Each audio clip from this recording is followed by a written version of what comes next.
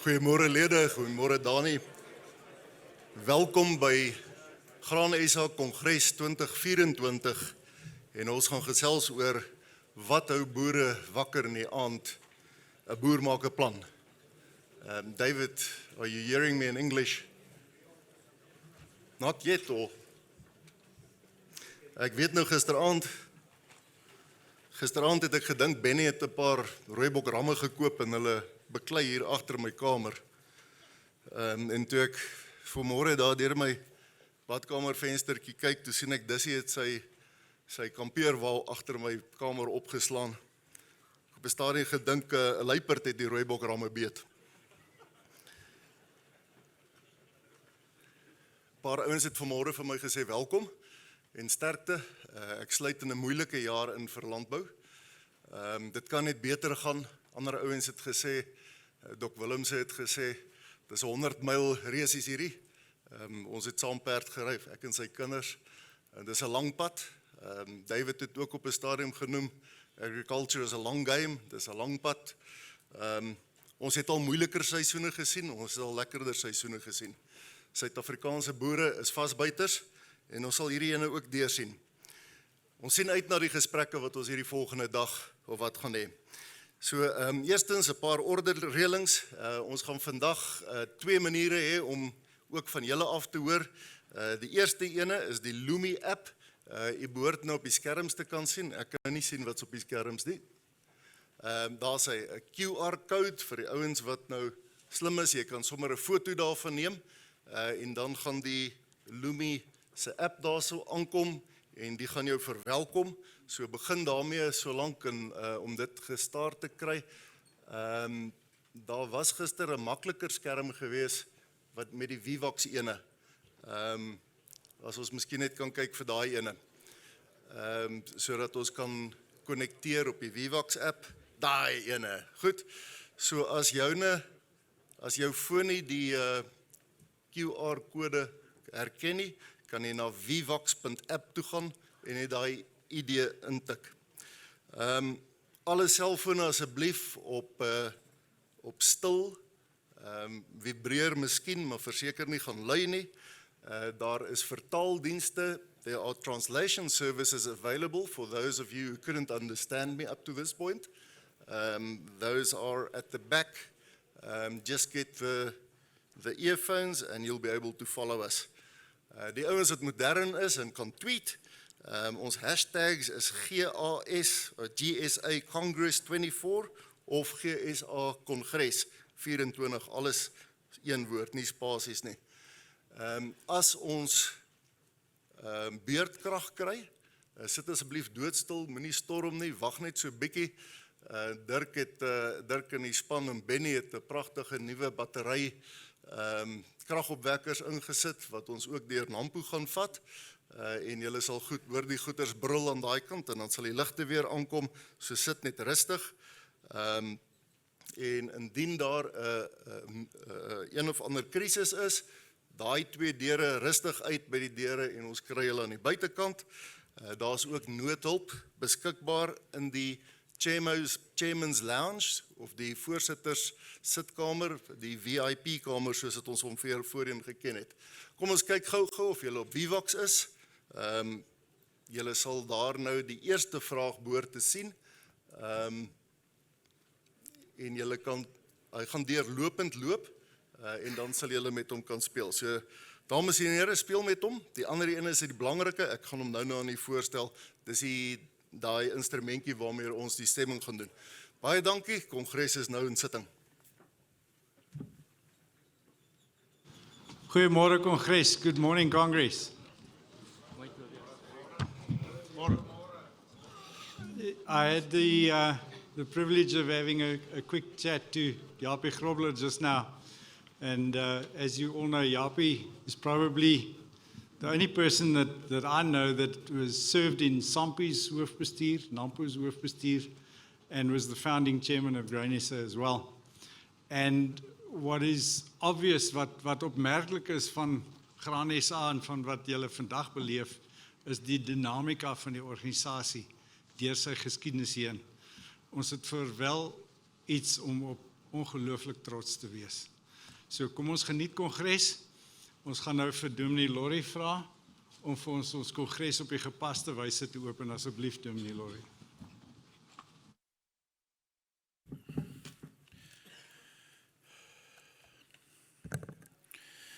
Vriende, goeiemôre. Ja, ek wil net hoor of julle lus is om hier te wees. Goeiemôre. Daar's hy. Baie dankie vir die geleentheid hier. Ek moet sê ek raak so bietjie kriebelrig as die manne so hier met presisie kom en sê daar's 5 sekondes oor, daar's 10 sekondes oor, daar's so ek wil net by die klankmanne hoor, gaan julle my iewers afsny na 1/2 Is ons alright, kan ons nie. Vriende, baie dankie, dis vir my 'n voorreg, ek het laas jaar ook hier die geleentheid gehad en toe Nico nou vir my weer vra of ek hier kan open, as ek 'n paar minute net kan vat daarvoor. Om vir u te sê, 'n dominee wonder altyd, as jy nou so goed open, as jy nou so lees en bid, wat hoor die mense? Is hulle nie besig om met Vivox en besig om met al hierdie skerms en al die goed nou, wat hoor ons van 'n opening? Hoekom hou ons 'n opening by 'n geleentheid soos hierdie? En toe Nico my nou weer nader vir hierdie opening, toe sê ek, Nico, moet ek nou regtig weer kom? Moet ek nou weer kom? Die ouens, hoor hulle dit? Toe sê Nico vir my, hulle weet wat ek laas jaar geopen het, hier. En dit is nogal vir 'n dominee, wow. As hy weet wat ek laas jaar gesê het by mense, jy sien, hier kom dit nou, want hier is die tyd nou, ek het 8 minute, lyk my nog oor, okay, maar, en laas jaar het ek met u gepraat hier oor Lot se vrou. Nico, is dit reg? Dis wat julle Lot se vrou. En toe vir mekaar gesê, maar ons gaan nie omkyk soos Lot se vrou nie. Daar's 'n klomp goed agter, ons gaan vorentoe kyk. So die uitdaging is nou vanoggend vir my om 'n boodskap met u te deel en ek sê nou nie julle gaan my volgende jaar weer vra nie, maar om volgende jaar te kom en te sê, maar onthou ons wat hierdie jaar gesê het. Want 'n opening van 'n kongres van hierdie aard is nie sommer net 'n opening uit gewoonte uit nie. Ek hoef nie vir u te vertel hoe dit daar buite lyk nie. Dit lyk nie, ons het dit nou gehoor met die paar inleidende woorde, lyk nie oral ewe mooi nie. By party plekke lyk dit glad nie mooi nie. En wat doen ons daarmee en wat gaan ons praat en hoe gaan ons daarvan af optree hier en teruggaan na ons omgewings toe. So ek gaan nie vanoggend vir u Lot se vrou deel nie. Dis laas jaar. Maar ek wil vanoggend met u Moses se lied deel. Nou die mense daar by my in die gemeente in Bothaville en mense wat in die week van gebed ingeskakel het, sal hierdie gedeelte ken, hierdie beeld ken. Maar ek het dit goed gedink om dit vanoggend ook met u te deel. Deuteronomium 32. Ek gaan nie vir u die hele gedeelte lees nie, maar Deuteronomium 32 se agtergrond is dat Moses het die volk uit Egipte uit, jy weet mos hulle was slawe daar, het hy hulle deur die woestyn gelei vir 40 jaar. En as jy die prentjie so bietjie net in die kop kry, toe kom hulle by die Jordaanrivier en nou moet hulle hierdie beloofde land binne. En net daar waar hulle hierdie beloofde land binne, ek kan nou vir julle vertel hoekom is Moses nie saam nie, dalk weet jy, hy het met daai rots geslaan en nie gepraat nie. Hy is nie saam met hulle nie, maar hy sê ek stuur julle hier in. Maar voor ek julle hier instuur, in hierdie nuwe omstandighede, in hierdie onseker omstandighede, in hierdie toekoms in wat vir julle in hierdie nuwe land wag, gaan ek julle 'n lied leer. En ek wil vanoggend vir julle daai lied leer. Nou dit gaan 'n redelike rukkie vat, ek sien ek het 6 minute oor. Want die lied het 42 verse. En hier in Deuteronomium 32 staan, en Moses het vir hierdie ouens geleer tot hulle die lied geken het. So ek dink dit gaan 'n bietjie lank vat om 42 verse vanoggend te lees. Maar gaan lees dit gerus by die huis. Want ek dink vir die landbou, vir Graan SA, vir dit waarmee ons hier besig is dit 'n goeie lied om ook te ken. En as jy bang is oor hoe jy sing, doen dit daar in die stort, doen dit in jou binnekamer, doen iewers, want die lied, 3 gedeeltes, 3 verse. Die eerste lied, die eerste vers in hoofstuk 32, vers 4 veral, leer Moses vir die volk, hy sê vir hulle, wie's God? Wie's God?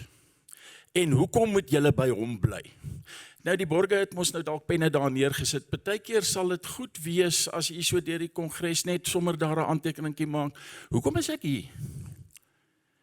Wie's God vir my? Wie's God vir die landbou? Wie's God op my plaas? Wie's God? En dan lees ons hier in vers 4.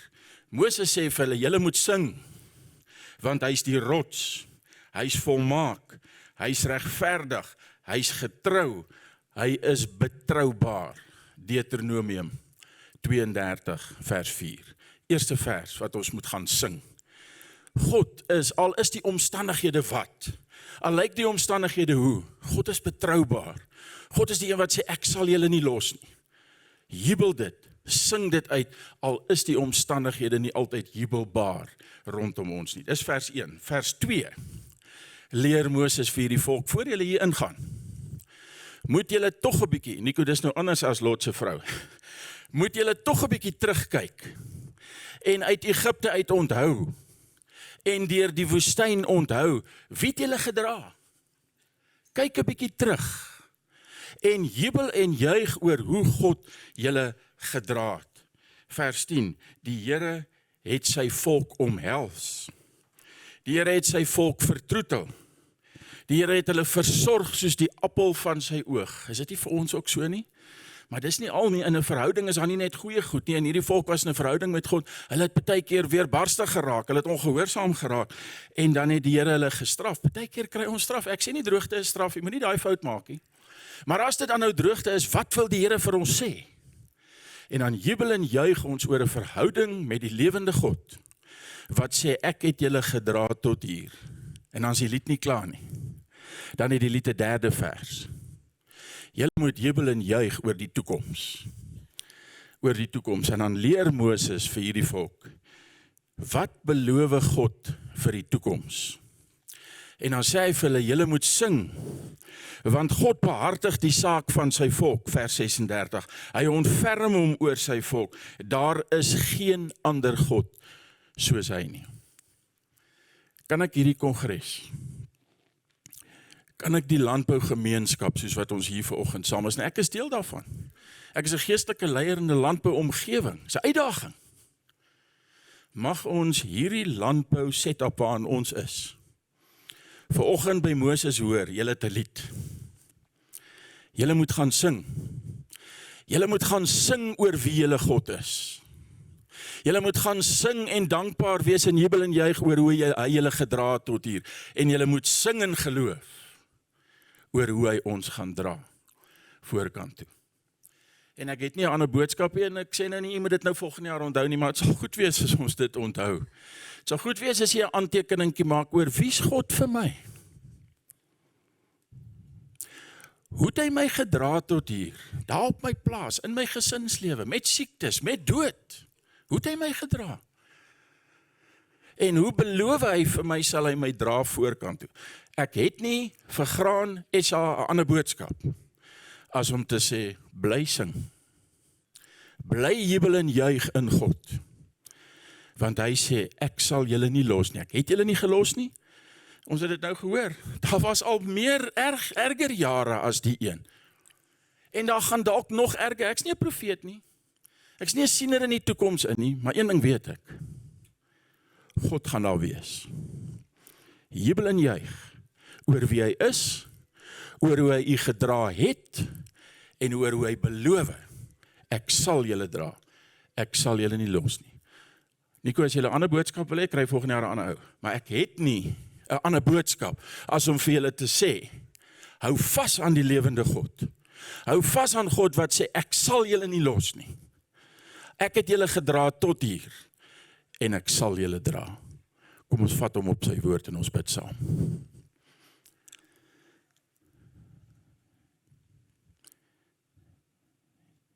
Here, dis stil nou in die saal.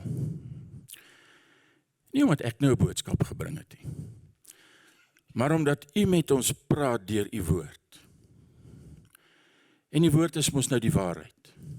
Gee dat ons dit nie net sal sê nie, nie net Sondag sal kerk toe gaan nie, nie net saam met ons werkers bid uit gewoonte uit nie. Dit mag 'n gewoonte wees, maar as ten minste 'n goeie gewoonte, maar laat ons dit ook 'n opregte belewing met u sal maak.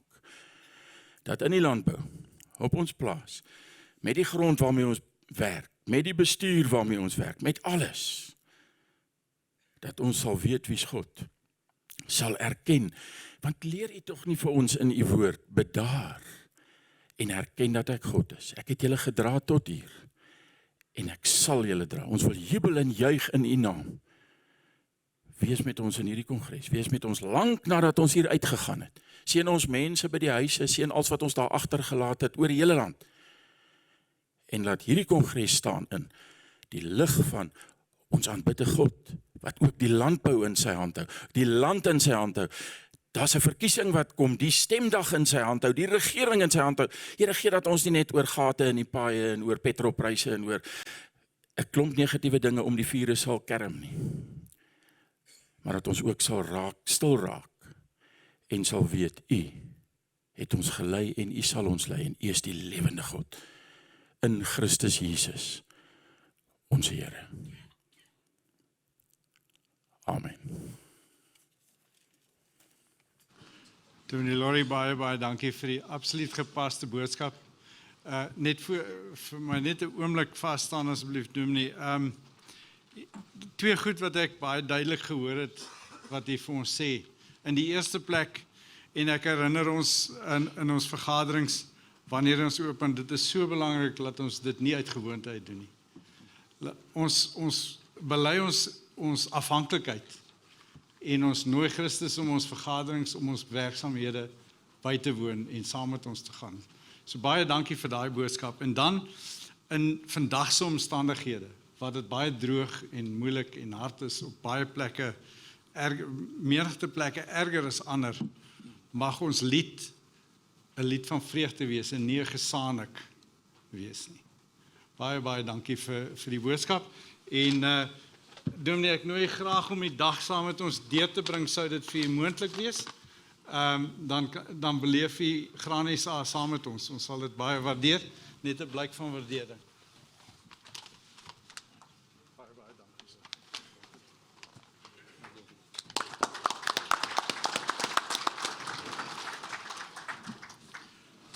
Goed, Kongres, ek gaan nou I'm going to ask our Deputy Chair, Jeremia, to welcome our guests and our Congress this morning. Jeremia, please.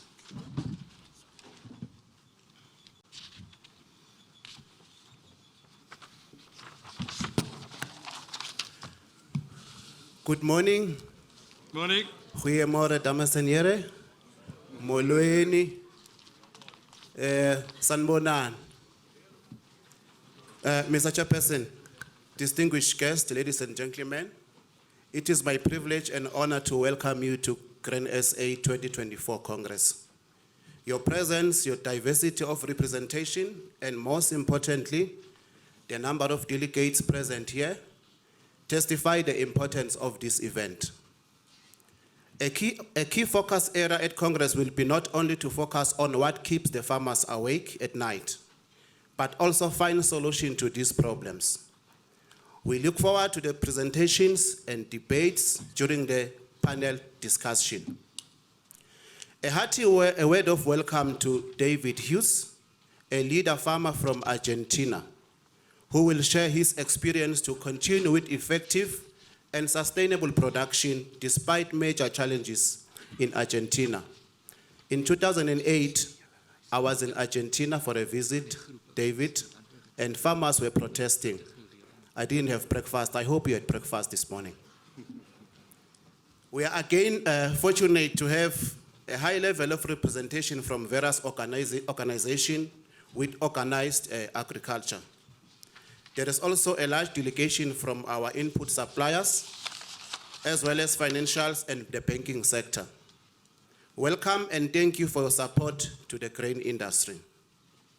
A special word of welcome to all the representatives from the Department of Agriculture. A hearty word of welcome also to Mr. Noko Masipa, a member of Parliament from the Department of Agriculture, Land Reform and Rural Production. A warm welcome also to Mr. Serake Dipepeneng, DDG from Agricultural Production, Biosecurity and Natural Resources Management. A warm welcome to you, sir. Thank you for the role that you play within the agri sector. Various research institutions are represented at various levels. We are pleased to welcome you. Thank you for the very important role that you play in the grain industry to keep us on the sharp edge of research and the new technology. Welcome to the representatives from AFB's grain, various agribusinesses, grain traders, and processors of grain who made time available to attend the Congress. Welcome to the board members, the officials from the Protein Research Foundation, as well as from the different commodity trust forums, councils, and advisory committees, who also play an important part in the value chain of the grain industry. We also thank the officials from SACTA, AGCO, SAGIS, SAGL for their continued support. Also a hearty welcome to Andre Hanekom, Independent Chairperson of the Audit and Risk Committee, and our auditors from PwC. Welcome also to Stefan Barak, who will take the lead going forward as an independent chairperson of this important committee. To our sponsors, please again accept our appreciation for your support to make this event possible. Chairperson, the presence of the media and the reports of these proceedings are pivotal, and we appreciate the diversity of their representation here. We welcome each and every member of the media and be assured of our highest appreciation for your support and the message that you carry through of agriculture. On our journey through our life, we also need inspiration from time to time. We therefore welcome David O'Sullivan, celebrating the Springbok as the 2023 Rugby World Cup champions. You are welcome. Congress, we are looking forward to the value of each and every one of you that you will add to this Congress. Mr. Chairperson and all present here, a heart warm welcome to all of you and to all our farmers, producers in every corner of this country. You are welcome. Enjoy the Congress with us. We thank you.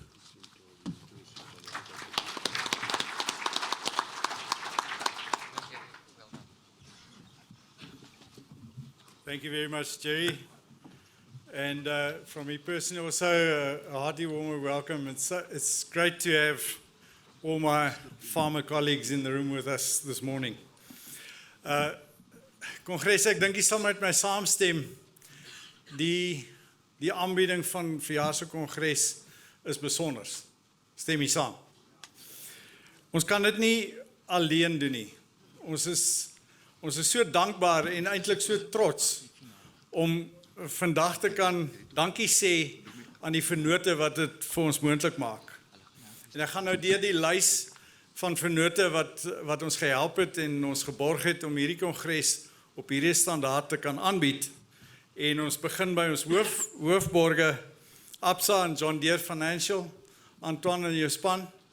Baie dankie vir julle betrokkenheid. AGCO, al die koffiebaristas en die verversings wat ons gaan geniet. Baie dankie AGCO daarvoor.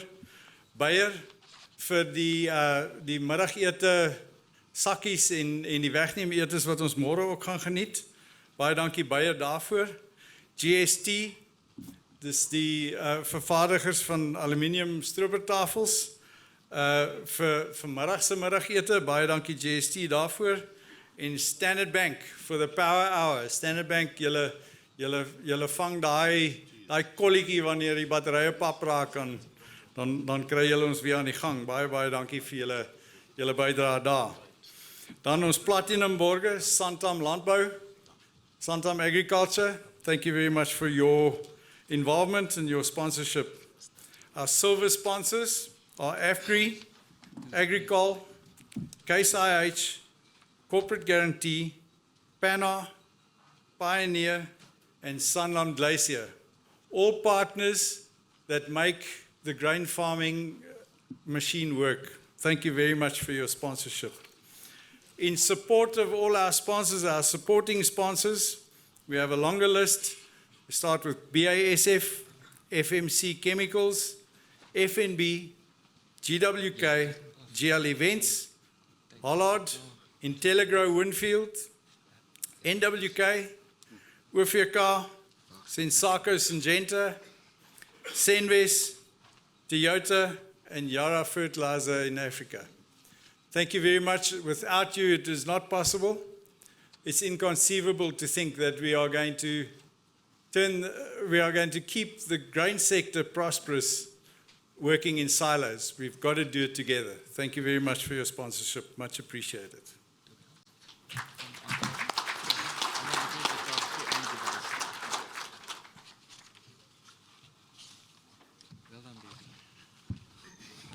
Congres,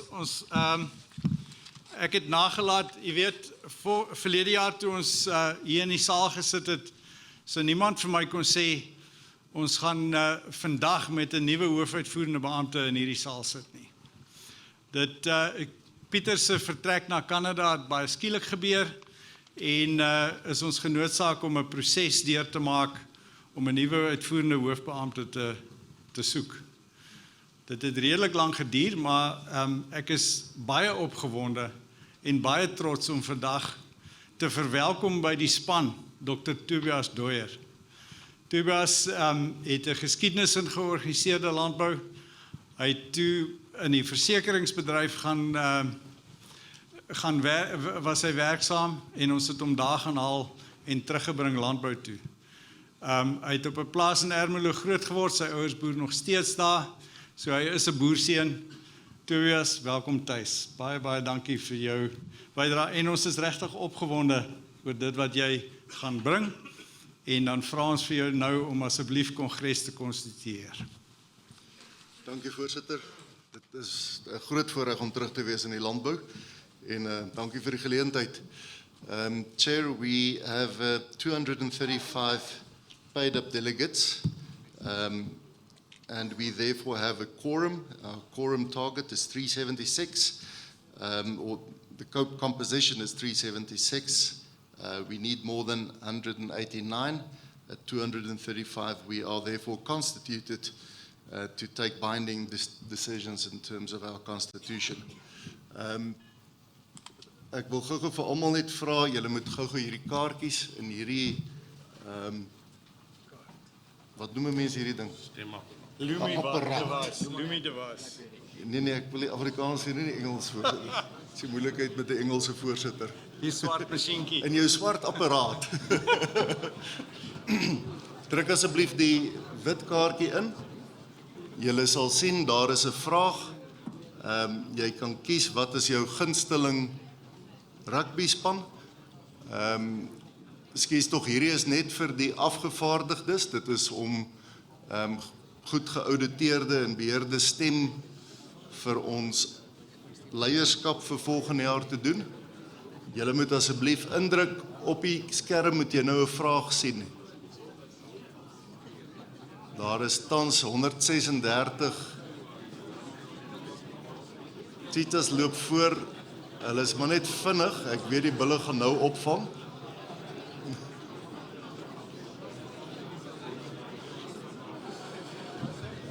Ons wil net doodseker maak dat al die afgevaardiges wat jy tans op jou skerm moet sien, jou skerm moet vir jou sê, jy het jou stem ingesit en vir wie jy gestem het. Op hierdie stadium, terwyl die skerm nog oop is, nou gaan julle sien, daar's 'n aftelling. Terwyl die aftelling nog gebeur, kan jy op die rooi driehoekie druk en jou stem gaan verander. Ek dink dit is belangrik vir die stemprosedure later. Ons gaan nie die ouens, die stemme gaan nie op die skerm beskikbaar wees nie, maar jy kan jou stem verander totdat die stemming gesluit het. Ek sien ons is amper op 210. Hoekom sê dit 267 devices? Ons het 235 afgevaardigdes.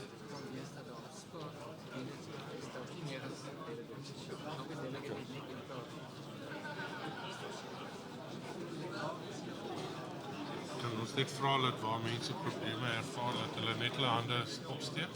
Ons hulle kan help. Indien jou apparaatjie nie werk nie, indien hy nie vir jou sê jy het nou gestem nie, en dat dit duidelik is dat jy kan stem nie, moet jy nou net jou hand opsteek.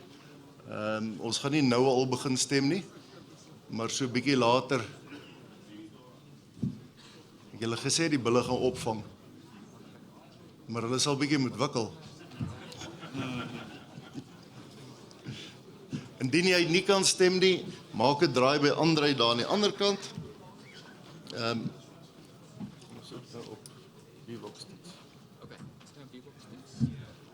12 votes short of. Dit lyk vir my daar's nog so 12, 13 ouens wat nog nie die proses bemeester het nie.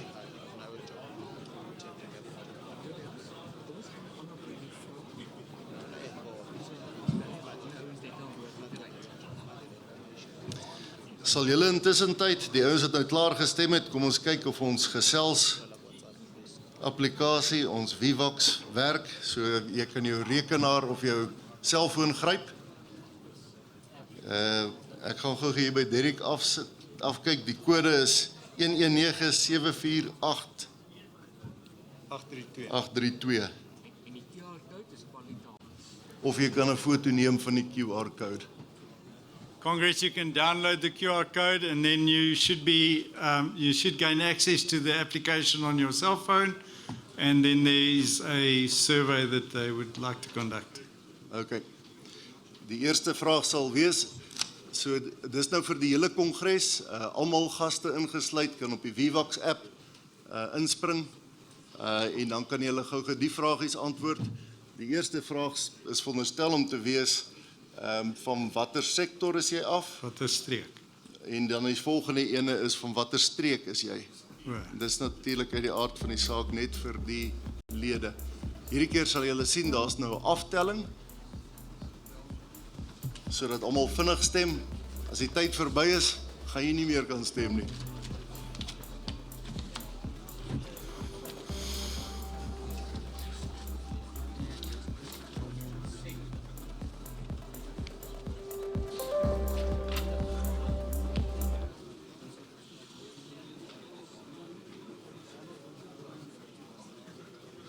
En nou Andrei? Daar is hy. Daar kan julle nou sien waar die meeste ouens vandaan kom, die ouens wat in 'n verkiesing betrokke is. Neem kennis. Thank you very much. Dankie ouens, ons is reg op beide ons applikasies en ons is reg om te stem en om voort te gaan. Dankie voorsitter. Baie dankie Tobias. Kongres, kan ek 'n aanduiding kry, is julle gemaklik? Ons kan die toestelle gebruik, ons is almal is vrede. Niemand voel uitgelaat nie. Ek sien niemand nie. Baie dankie. Okay, ons kan dan aangaan.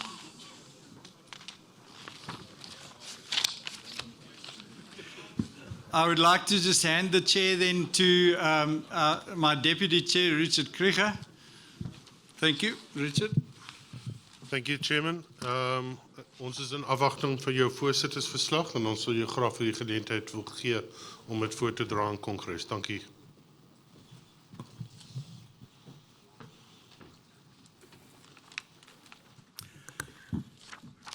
Congress, it certainly is my pleasure, my honor, but most of all, it's my duty to come and report back to you this morning on what Grain SA has been busy with in the past year. So, Congress, dis my nie net my eer en dis voorwaar my plig ook om dan nou te kom verslag doen oor wat Grain SA in die afgelope jaar vermag het. Nou, ons word baie maal tromp opgeloop en my hoofbestuurskollegas sal vir sê, dis so maklik dat boere jou in die straat kry of by 'n braaivleisvuur en dan sê hulle, wat doen Grain SA nou eintlik vir jou? Jy weet, hoekom moet ek nou, wat doen Grain SA nou eintlik? Nou, ek het regtig probeer om 'n bietjie statistiek, ons het verlede jaar al daarmee begin, om die statistiek bymekaar te maak om te sê, jy weet, fisies, wat doen Grain SA vir ons? Nou, ek gee enigiemand in hierdie saal 'n raai, behalwe vir die personeel wat my nou gehelp het om die goed te tel. Hoeveel kilometers dink jy het die hoofbestuur en die personeel van Grain SA afgelê in die afgelope jaar om u besigheid te bevorder? Wil iemand graag raai? Ek hoor daar's menings daar buite, maar ek gaan vir sê wat is dit? Wat is die telling? 475.820 kilometer. Is afgelê om u besigheid te bevorder. Toe het ek gevra dat hulle tel, hoeveel vergaderings is bygewoon? Met ander woorde, hoeveel vergaderings het die personeel bygewoon, en die dagbestuur, en die hoofbestuur, ensovoorts.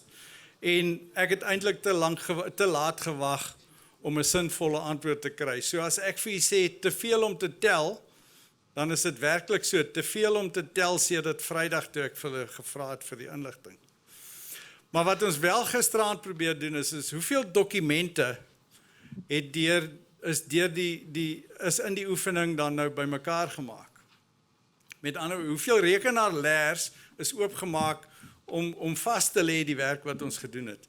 En ons het sover net 3 afdelings, dis die bemarking en heffingsafdeling, ons het die ekonomieafdeling en ons het die navorsingsafdeling. En net in daai 3 afdelings, ons praat nie van maatskappysekretaris, is 'n groot totaal van 950.000 dokumente in 'n jaar vasgelê. Ek probeer die indruk skep van die onsaglike klomp werk wat Graan SA in belang van u gatsak, soos Japie hulle my geleer het, van u gatsak vermag. So ek daag enige boer uit wat vir my sê, wat doen Graan SA vir my? Nou goed, ek kan die statistiek vir u voorhou en dan kan u vir my sê, but so what? So what? What have you achieved? And that's actually what is important. We can be busy and do absolutely zero. And we can be busy and we can be effective on behalf of our members. So ek wil 'n voorbeeld gebruik van die jonger mense in die gehoor sal my verstaan en veral my kinders. Dis 'n Engelse gesegde, this is how we roll. Ek wil vir u verduidelik hoe rol Graan SA. Verlede jaar in Januarie, toe staan ons in Moreesburg in 'n streeksvergadering. En Koos Blankenberg en sy medeboere deel met ons hoe moeilik dit is om canola-saad in die hande te kry. Hulle deel met my dat hulle bekommerd is. Daar's 'n geleentheid in die canola-bedryf en hier's hier die hakplek. En daar in die vergadering sê ons, maar ons moet die ding uitsorteer. En hulle deel, ons kon dit nie uitgesorteer kry met die verskaffers nie. Die gesprekke het gebeur en ons sê toe vir hulle, maar as ons iemand moet stuur oorsee moet stuur of wat ook al om dit te doen, dan gaan ons dit doen. En ons hoor wat sê die boere daai oggend. En in September maand, toe is die afvaardiging Australië toe en hulle het dit reggemaak. En ons kon teruggaan na dieselfde streekvergadering in Januarie verjaar en ons kon die oplossings op die tafel sit.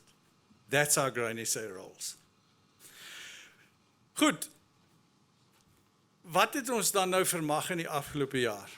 Die eerste een wat uitstyg natuurlik, jy sal onthou verlede jaar het ons met groot frustrasie met die gedeel, dat ons al geruime jare spandeer om die mieliegradering, die onkonsekwentheid wat toegepas word. 'n Boer stuur sy vragmielies oor 'n skaal en hy word as 'n graad 2 gegradeer en dieselfde vragmielies kom by 'n volgende skaal en hy word as 'n graad 1 aanvaar.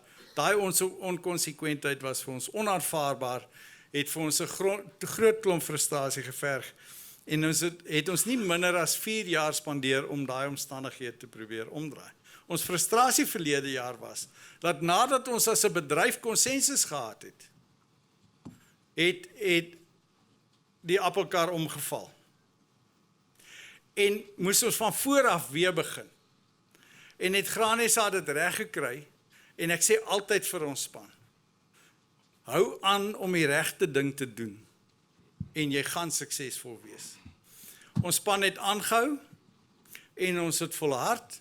Ons het gebaseer op die wetenskaplike feite wat ons in ons hand gehad het ons die departement landbou genader en na 'n deeglike proses, ek herhaal dit spesifiek, na 'n baie deeglike, heeltemal inklusiewe proses, het ons die departement oortuig dat dit die regte ding is om te doen. Dit is wel afgestuur na die Wêreldhandelsorganisasie vir kommentaar. Daai kommentaar is al reeds teruggekry. Dis nadat ons al ons streeksvergaderings gehou het, is daai kommentaar teruggekry en is ek opgewonde om vandag met u te deel. Dit is 'n paar voorverlede week in die Staatskoerant afgekondig. Die mieliegradering is aangespreek waar die gesonde watergevlekte put, die gesonde geelbekkie put nie as defektief meer beskou word nie. So daai geval waar daai swaar put jou gradering oorgooi na graad 2 toe, dit gaan nie meer geld vanaf die volgende nuwe jaar. Ek dink 'n ongelooflike voorbeeld van volharding en hou aan om die regte ding te doen.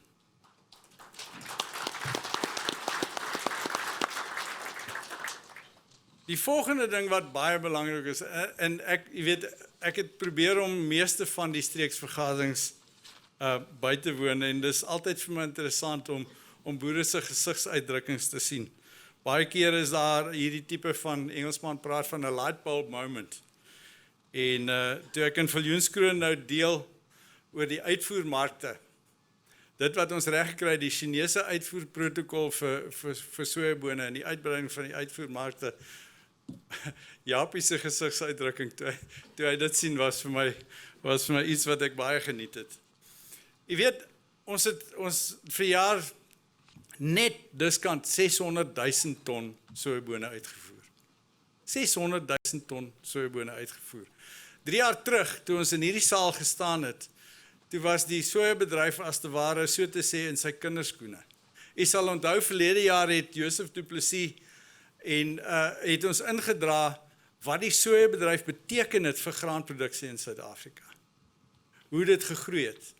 En die voorsienheid van Graan SA om seker te maak, om te sien, terwyl ons in 'n tekortsituasie 'n netto invoerder van sojabone en sojaboonprodukte was, om te sien, daar gaan 'n tyd kom waar hierdie boere van ons hierdie produk in oormaat gaan produseer, laat ons solank daai ruimte skep. En was daar nooit 'n hakplek in die sojabedryf gewees nie.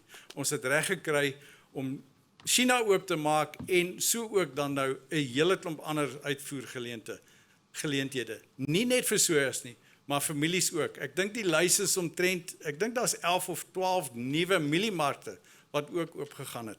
Nou Japie, skus dat ek nou so baie na jou verwys, maar dit is tog maar 'n geskiedenis waar ons vandaan kom. Jy sal onthou hoe ons in hierdie saal gesit het en gewonder waar gaan ons met ons surplusse heen. Waar ons pogings aangewend het om ons boere te oorreed om minder te plant. Ons het nou die uitvoerklep daar gemaak en ons wil ons vir ons boere sê, dis hoe Graan SA rol. Dan is daar 'n ander ding, vanoggend het ek weer 'n gesprek gehad met ons vriende daar uit die Kaap uit.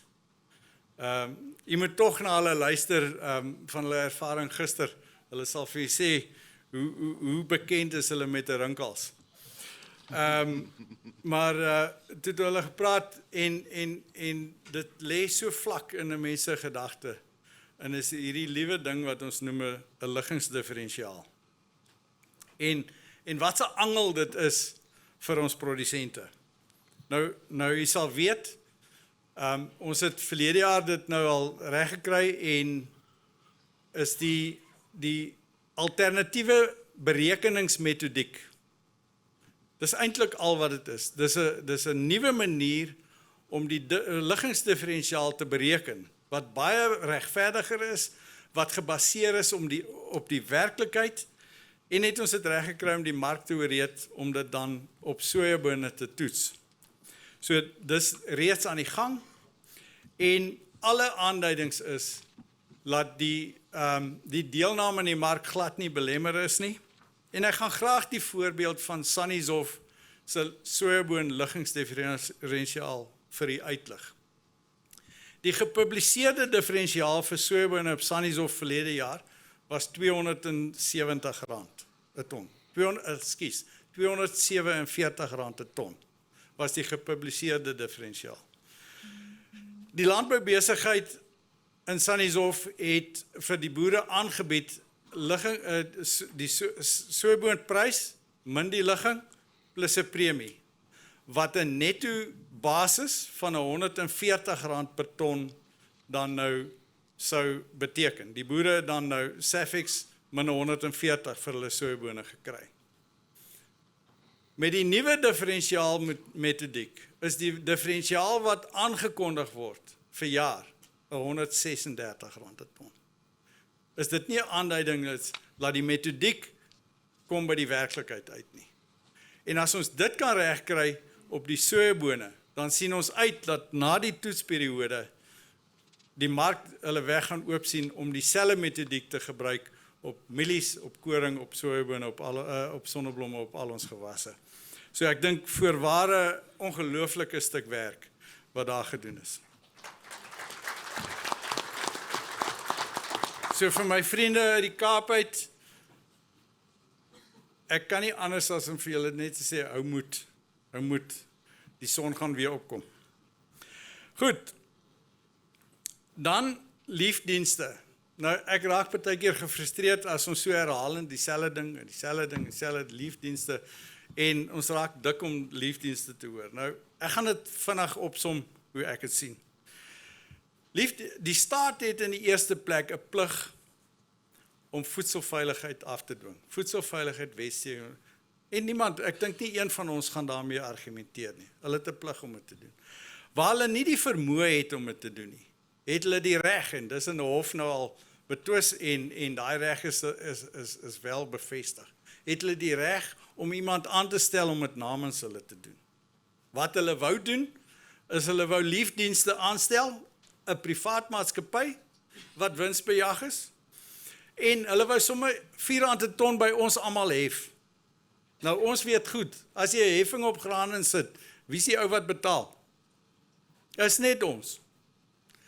Hulle wou dit doen om daai geld te gebruik om voedselveiligheidswetgewing af te dwing. Wie se plig is om dit te betaal? Dis nie ons plig om dit te betaal nie. Ons het natuurlik onmiddellik wal gegooi, en Corneille en sy span sal die som maak deur daai R4 per ton heffing weg te hou van die mielieboere af, van die graanboere af van hierdie land, het ons tot op datum al in die orde van R600 miljoen gespaar, wat die produsente sou betaal het. Dit gesê, daar's nog steeds plek vir daai inspeksiediens. Daar waar 'n graderingsproses nou miskien nie op standaard is nie goed geskied nie, daar kort jy iemand om seker te maak laat dit wel gebeur. So daar is plek waar so diens wel kan waarde toevoeg. Wat Granisa se standpunt is dis als goed en wel, maar dan gaan die persoon wat daardie diens gebruik, gaan daarvoor betaal. Nie die produsent nie. Jy gaan nie die produsent belas met iets wat nie waarde toevoeging tot is nie, en nie sy verantwoordelikheid is nie. Dis liefdienste. Die volgende ding is die AIMP, Agricultural and Agri-Processing Master Plan, die meesterplan wat geskryf is. Nou weer Japie, en al die ander kollegas wat al 'n paar jaar in hierdie saal sit, is al deur die jare ons beleef het, hoeveel planne het ons al geskryf? En dan kan ons met reg vra, wat het van daai planne geword? Waar is hulle nou? Hulle het letterlik op 'n rak gaan lê en stof opgegaar. 2 jaar terug sal jy onthou, toe ons met die gedeel het ons deelname in die skryf van die meestersplan, het ek vir jy gesê, die kernverskil van hierdie plan teenoor enige vorige planne is dat die privaat sektor het verantwoordelikheid geneem vir implementering. Dis die enigste verskil. Die res het hy presies dieselfde risiko geloop om op 'n rak te lê en stof op te gaar. Die regering is getaak in die proses om die sameroeper te wees van die gespreksforums waar die implementering moes gebeur. En wat het gebeur? Presies dit. Niks. 'n jaar het verbygegaan, en tydens NAMPO verlede jaar het ek 'n gesprek met die minister van Landbou gehad, en ek gevra, asseblief, ons het verantwoordelikheid geneem laat ons die plan sou implementeer. Die Nasionale Bemarkingsraad is getaak om ons bymekaar te roep, hulle doen niks nie, kan ons nie iets regkry nie. Ek is bly om vir u vandag te kan rapporteer. Die eerste gespreksforum of sogenoemde roundtable discussion is reeds gehad en ons gaan dit doen. Ons gaan ons verantwoordelikheid om te implementeer, gaan ons nakom en ons gaan daardie plan maak werk. Al die bekommernisse, ons het onlangs in die hoofbestuur 'n proses deurgemaak waar ons al die rooi vlae geïdentifiseer het, al die goed wat gevaarlik is, al daai goed wat ons eintlik wakker hou in die nag, soos logistieke, die logistieke ketting, die veiligheid en sekuriteit, al daai goed wat pla het ons geïdentifiseer en glo dit as jy wil of nie, die oplossings en die beplanning en die besef van daai goed lê als in die meesterplan geskryf. Dis net 'n geval van maak daai plan werk en dit is ons bedoeling. Dan goed wat ons normaalweg mee besig, wat ons jaar na jaar ons mee besig hou en ek onthou so goed, ek was een van die heel eerste produsente by wie hulle 'n kunsmismonster kom trek het. Ek het 'n produk gekoop wat 16p sou bevat en toe hy getoets is was daar 8p in en die nodige regstellings is gemaak. Nou so ek het in persoon die waarde van daardie oefening het ek beleef en so is dit iets wat jaar na jaar aangaan en kan ons vandag rapporteer dat ons aansienlike verbetering in kunsmiskwaliteit deur die bank bewerkstellig deur dit gereeld te monitor. En die som wat Corneille maak is dat ons 'n 2% verbetering het in die kwaliteit van ons. Wat ons wel nou agterkom ons is vrede met die kunsmis. Maar ek weet nie van u nie, maar ons toerusting wat ons gebruik deesdae is nogal duur. En as jy 'n engine verloor as gevolg van die kwaliteit van die brandstof wat jy gebruik, dan kos dit 'n vreeslike klomp geld. Ons kom al hoe meer agter dat dieselkwaliteit is nie noodwendig so goed as wat dit altyd was nie. Ons kan nie so gemoedsrus wees. En het ons dan nou ook 'n dieselmoniteringsprogram. So as enige een van ons lede vermoed dat daar probleme is met sy diesel, ons het die toetsapparaat, ons het die geleentheid om dit te laat toets. Ons doen dit graag, ons help jy graag om daardie omstandigheid ook dan beter te maak. Dan die teling en tegnologieheffing. Nou goed, jy sal onthou, al die oopgestuifde gewasse in hierdie land het ons die reg. En ek dink dit is iets wat ons as boere net weer moet onthou en net weer moet besef. Dis anders as meeste lande in die wêreld. Ons het wettiglik die reg om saad terug te hou. In die ander lande is jy nie dis plain eenvoudig teen die wet om jou eie saad terug te hou. En ons het by Granisa gevoel, dis belangrik om daai reg te behou. En dit veroorsaak dat 'n saadmaatskappy wat 'n ongelooflike hoeveelheid geld spandeer om 'n nuwe variëteit te ontwikkel, nie die geleentheid het om rendement op sy belegging te kry nie. Daarom moet ons toe nou as produsente gedryf en gewerk om by 'n punt uit te kom waar ons op die oes, op die eindpunt, 'n tantiem dan nou of 'n heffing dan nou te kan instel, 'n statutêre heffing te kan instel, wat dan volgens markaandele terugverdeel word aan die saadmaatskappye, laat hulle rendemente het op hulle kapitaal. En op daai wyse het ons in die koringbedryf in die eerste plek 'n klomp investering gekry in 'n voorteeltprogram, in vordering van koringkultivars, maar byvoorbeeld in die sojabedryf het ons in die afgelope jaar nie minder as 67 nuwe kultivars in ons land ingekry. Ons het, ek dink is 5 of is dit 8 Corneille, nuwe maatskappye, saadmaatskappye wat toegetree is tot die grootste sojabean saadmaatskappye in die wêreld, wat Suid-Afrika toe gekom het en wat hulle weg nou oop sien om dit te belê. Ons verantwoordelikheid, hoewel, lê daarby, laat ons seker maak, laat ons rendement op daardie belegging wat ons maak kry. Ons as boere moet 2-jaarliks moet ons 'n besluit neem of ons wil aansoek doen vir daai heffing of nie. So ons het 'n verantwoordelikheid en ons het die geleentheid om seker te maak dat ons geld kry daarvoor. Ek is opgewonde dat ons wel vir ons boere die geleenthede oopmaak deur daai heffing in plek te hou en daai heffing te bestuur. Dan 'n ander ding wat vir ons by hierdie kongres spesifiek baie belangrik is. Ons is deur ons ouditeure aangewys om dat ons nakomend moet wees volgens die landwette, volgens ons eie grondwet, en het ons 'n proses moes deurgaan om 'n klompie goedjies reg te stel, en ons gaan later deur die dag vir u vra om 'n klompie grondwetwysigings goedgekeur om dit wat die verlede jaar al goedgekeur het. Last year you already gave us the mandate to go and implement the strategy that we had decided and do what we have to do. And we found in the implementation process that we need a couple of amendments to our constitution.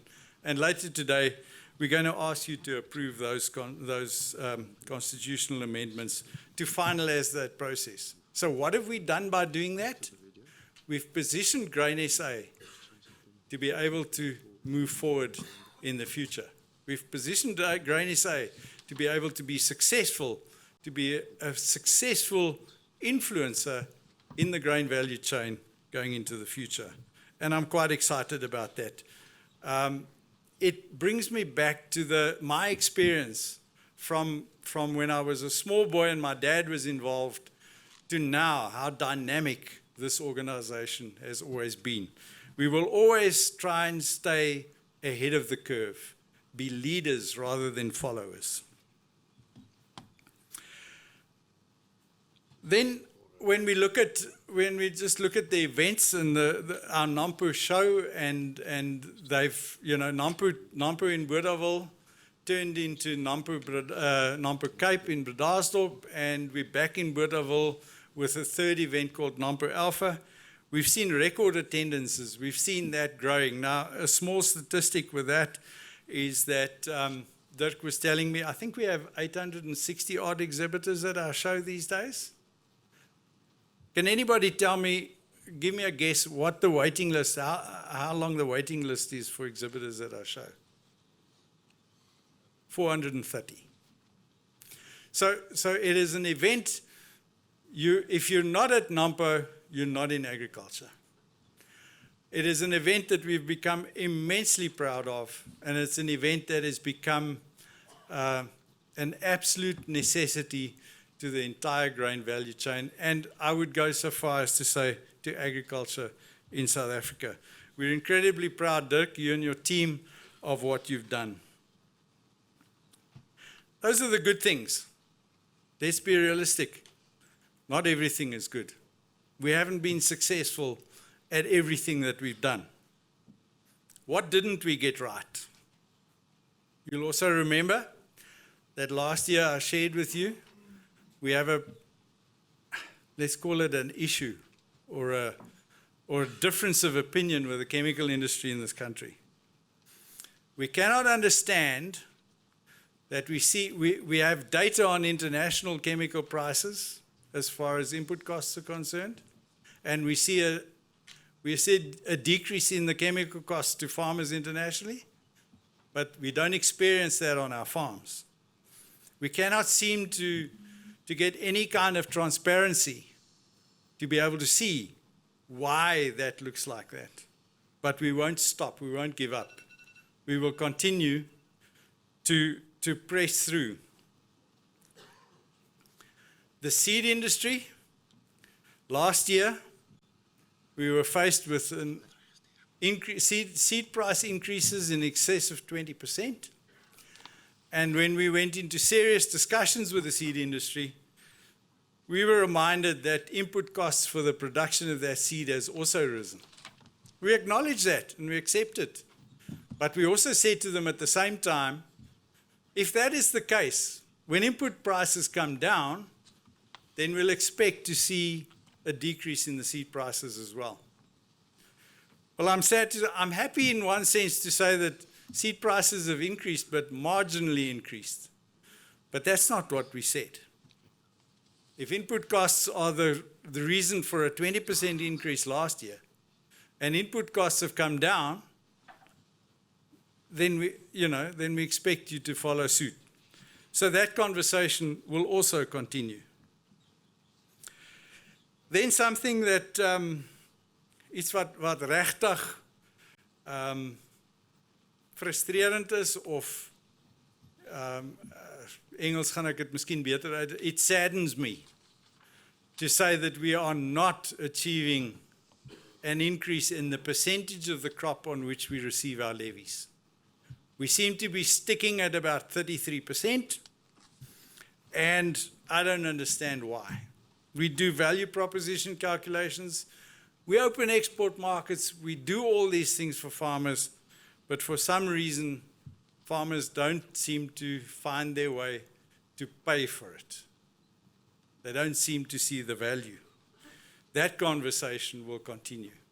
Although our team is diligent, and this year we achieve slightly better than the budgeted levy incomes, we're still not at the percentage of the crop that we would like to be. The other thing that, ander ding wat ek graag sou wil, almal van u wat hier, dis nou soos die dominee wat preek vir sy gemeente, en eintlik moet ons uitgaan en die sendingwerk gaan doen, is die eksklusiewe voordeel. So ek is 'n bydraer, ek is 'n deelnemer. Wat maak my anders as die medeboer wat nie deelneem nie? Wat is eksklusief vir my? Ons is derentyd besig om na daai eksklusiwiteit, om voordele te kry op so 'n wyse en dit uit te bou op so 'n wyse dat ons dit dan reg kry, dat dit moenie eers 'n gesprek wees vir 'n graanprodusent. As jy in die graanbedryf is, dan moet jy 'n Graanesa lid wees. En ons sê op hierdie stadium dan ook vir Corporate Guarantee baie dankie vir die produk wat hulle daar gestel het, wat wel 'n eksklusiewe voordeel aan ons lede dan kan bring. Ek wens soveel so, dat ons die dieselrabat eksklusief vir ons lede kon instel. Dis nou eenvoudig net nie moontlik nie, maar ek wens ons kan dit regkry. U het by die streeksvergaderings gesien wat die waarde van net daardie oefening is. Tydens ons streeksvergaderings het ons ook dan nou 'n klompie, ons het geluister na ons presidente, en wat bo gedryf het vir ons, wat baie belangrik is. Jy weet, vir die afgelope paar jare het ons baie hard gewerk en 'n omdraaistrategie in die koringbedryf bewerkstellig, en die boere was baie meer gerustig. En as my vriend Lou Steytler my bel verlede week, en hy sê vir my, D-man, I've been growing wheat for 45 years, and this year I cannot make the sum work anymore. I'm not going to grow wheat this year. I've sold my seed. Dan is daar duidelike boodskap. Hier's iets nie pleis in die winsgewend van die koringbedryf. Ons het saam met Tobias in dieselfde vergadering gesit. Ons gaan absoluut moet fokus om uit te vind presies waar lê die hakplekke, en ons gaan dit moet regkry. Tydens die ontdek van die kernbrandpunte in ons bedryf, het die logistieke ketting het absoluut uitgestaan, en ons gaan daaraan moet aandag gee. Veiligheid en sekuriteit, ons gaan moet aandag gee. Insetkoste, absoluut, ons gaan moet aandag gee. Dis iets wat nooit van ons tafel af sal aangaan. En dan die onsekerheid wat ons boere tuister. Die grootste verskil tussen die eerste droogte wat ek in my lewe in 1984 beleef het as boer, en vandag se droogte is, in 1984 het ons sekerheid gehad, dat ons 'n stelsel het wat ons gaan help om deur dit te dra. Vandag is ons op onsself aangewese, ons weet nie hoe dit gaan doen nie. Goed, ek het nou genoeg gesê, ek gaan nou graag met die klein video-opname deel, wat ons personeel gemaak het, wat GraanSA se werksaamhede vir die afgelope jaar dan nou vir u gaan uitbeeld. Ek wil nie met hulle kalers ploeg nie. Brand Republic, kan julle asseblief vir ons daai video inspeel?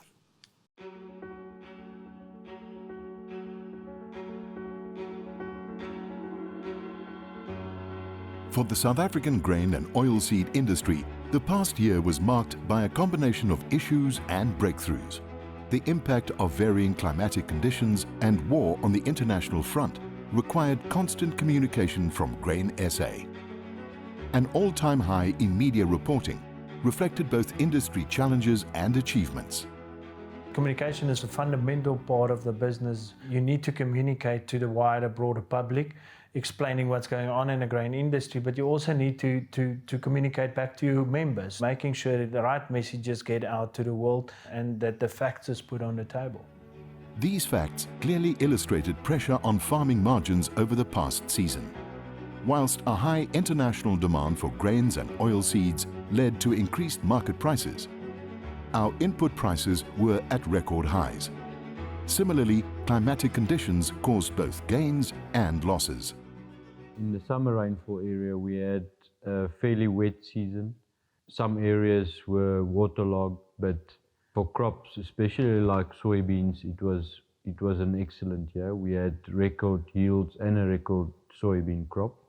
When we get to winter cereals, especially down in the Western Cape, it was a very good season up until harvesting time, and then they had large amounts of rain just before harvest, and that caused massive losses to the winter cereal farmers. On the canola side, however, a record harvest was managed, after the scarcity of seed initially caused concerns. And in September 2023, we sent a delegation to Australia to go and meet with the decision makers, to go and meet with the breeders of canola, to make sure we have enough seed, canola seed going forward. In terms of soya seed, the breeding and technology levy is certainly bearing fruit. In the past season, we've seen 67 new varieties coming to the market in only 1 year. To ensure offset, exports to China were secured through an approved protocol. We exported 150,000 tons of soybeans to China, but we managed to open other markets as well. So all in all, I think we are close to exporting 600,000 tons of soybeans this season. New markets were also opened for maize exports. And since there's been a backlog at Durban Harbour, additional options were sought. We've seen exports going out through East London Harbour and through Mozambique through the Maputo Harbour. All round, Grain SA's engagement with stakeholders across the value chain is result-driven. This included relief on grading regulations for water-damaged and discoloured white maize, as well as negotiations on the diesel rebate. If we talk about the new diesel rebate system, there's lots of improvement in terms of, for example, communication. Farmers will be able to set up their own profile of their own farm with their specific vehicles that uses diesel. So there are, however, issues that we still need to clarify with, especially Treasury. Regarding the statutory appointment of leaf services, Grain SA has been relentless in questioning of the intended R4 per tonne for regrading of grains. And we've calculated that we have saved our farmers 500 million rand because we could keep them away from the market so far. We have the opportunity now to look at where they can actually add value to the industry rather than just duplicate the functions we already have. Great progress has also been made on the location differential, starting with a new system for soybeans to be tested for 2 years. Uiteindelik gaan dit vir Graan SA om ons lede wat die eienaars is van die organisasie winsgewend en volhoubaar op die plaas te kry. As production, marketing and business requirements change, so too it became necessary for Grain SA to adapt and restructure. In die afgelope 20+ jaar het baie omstandighede verander. Die vrye mark is aktief. Ons ding mee teen die res van die wêreld. Ons het seker maak ons bly die mondstuk van produsente. En is dit nodig dat mens van tyd tot tyd kyk na die funderende dokumentasie van die organisasie om seker te maak dit is nog gerad om soepel en aanpasbaar te wees vir die toekoms. En daarom het die hoofbestuur goedgekeur dat die pad vorentoe ondersteun sal word binne 'n groep van entiteite met Graan SA as non-profit organisation, 'n private maatskappy, 'n ontwikkelingsentiteit en 'n trust. To facilitate a smooth transition, the financial department was on board from the word go. We had to look at the various entities. All 4 of them has different legal formats, so there's different reporting standards and requirements. The VAT and the tax are treated differently, so we had to take all of that into consideration in order to align with this move. Parallel to this, Grain SA's fresh new brand identity was successfully introduced across communication platforms. The essence of the new look was also extended to the different entities, confirming the collective nature of the organization. Along with the growing success of NAMPO, a focused marketing strategy has led to an increase in Grain SA membership. We're a producer organization owned by producers, and that's where they put in their ownership, is when they pay their levies and have their say in terms of that. This certainly pertains to Grain SA's research coordination, driven by our producers' needs. To link the research fraternity with the producer fraternity, and that's the role we play, is to get that 2 worlds together. Due to the specialized requirements and high cost of research projects, several private and governmental partners are involved. We go and identify the needs, we obtain the funding for that specific needs, and then we go and see who's the researchers that's the best in the industry or does have the best resources to do that specific research. And then we facilitate the process to make sure that we achieve the goals of all the programs that we're involved in. Currently, there's a lot of emphasis on diseases impacting plant health, as well as agronomy within a changing production environment. Grain SA was also a key role player in the launch of the National Biosecurity Hub. This partnership links our members to a diagnostic service coordinated by the University of Pretoria, while also providing survey data. We're very fortunate to have these partnerships and to make great strides in terms of it. Research projects undertaken by farmers on ground level is another vital factor to sustainability and also involves developing farmers. Climate variability is the biggest challenge that we've experienced, in fact, not just in the past season, in fact, the past couple of seasons. As the development entity within the Grain SA group, the Pahama Grain Pakama team shares information on techniques to counter an ever-changing environment. You know, we're working with resilient farmers. We continue to see farmers coming back, trying to make it work again and again. And those that do are the guys that continuously show up as the shining stars in the program, and of course for our country and the industry. In fact, we've seen farmers who have come through the ranks to be right up there with our top-yielding farmers in Grain SA's Grow for Gold competition. When it comes to the Grain Producer of the Year award, perseverance is always characteristic of the nominees, and 2023 was no exception. So it's not just about mega farmers or big farmers, it's farmers that's making a difference with what they have. As we've now entered a new season with Tobias Doyer as CEO, Grain SA will continue to grow and adapt, making plans to keep our farmers sustainable.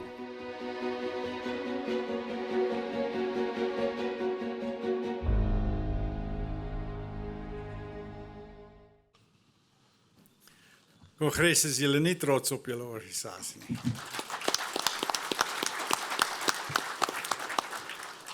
Ek wil dan nou sommer net, voordat ek die geleentheid gee om kommentaar te lewer op my verslag, wil ek graag net op hierdie punt 'n mosie instel.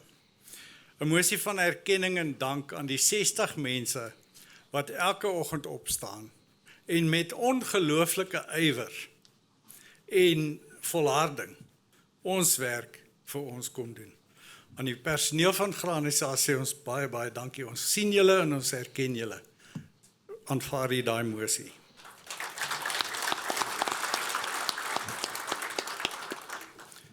Kongres, dan gaan ek nou vir u geleentheid gee om graag enige vrae wat u sou hê oor die werksaamhede, oor u organisasie dan nou te stel.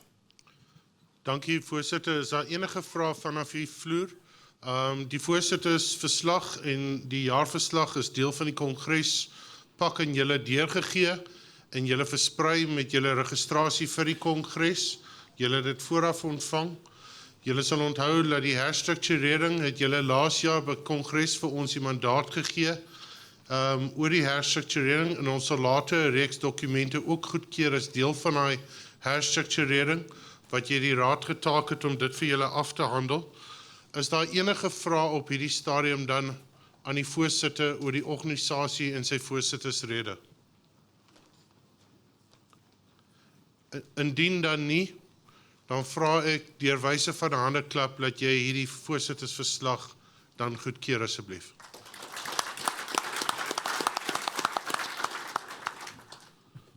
Julle sou dit nie agtergekom het nie, maar terwyl Derek besig was met sy voorsittersverslag, het ons oorgegaan na load shedding toe en daar was nie eers 'n liggie wat geflikker het en ongelooflik wat die span nou vermag het om te verseker dat Nampo Park hierdie kommersiële verantwoordelikheid wat hy het teenoor ons as organisasie, laat ons hierdie park vat tesame met sy infrastruktuur na die volgende vlak toe.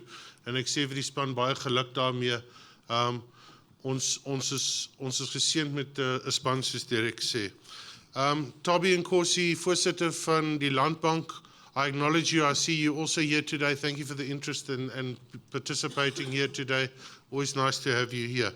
Ek wil dan nou graag die geleentheid vir Tobias gee om 'n paar vrae vir ons deur te gee. Tobias, dankie.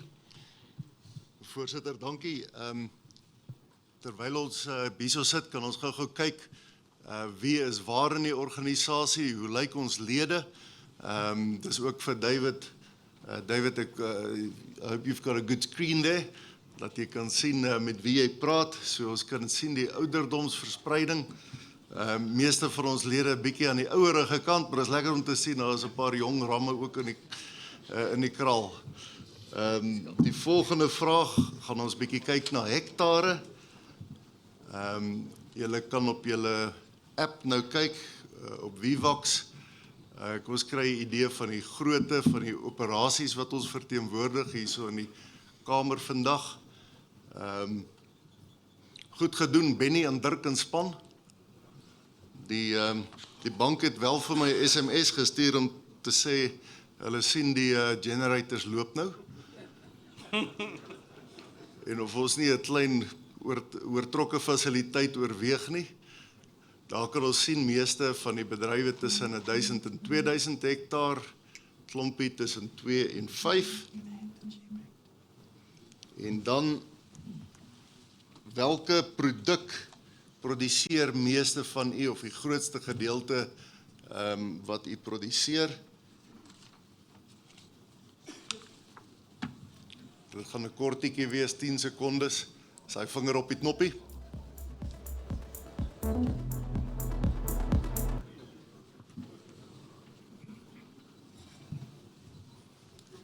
Die mieliemanne is groot. Graan is groot, maar die mieliemanne roer. En kort na dit is die koringmanne. En nou kan ek nie lees nie, soeiboontjies. Right. Vir ons gaste, net om vinnig 'n oorsig te kry watter gaste vandag by ons is, van die regering, insetverskaffers, georganiseerde landbou, handel, of natuurlik ons navorsing en media.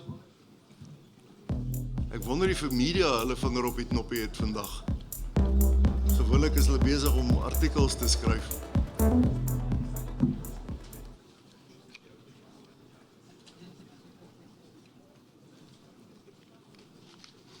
Georganiseerde landbou, ek het ook vir Jan Kotse in die span hierso gesien en al ons kollegas van Agbus. Voorsitter, dan vinnig oor na die voorsittersverslag. Wil ek graag vir die vraag, stem u saam met die strategiese areas? Hier kom 3 vrae. Die eerste een gaan vra, stem u saam met die strategiese areas waarop ons fokus? Dit is net so 'n pentoets om te kyk of ons op die regte pad is.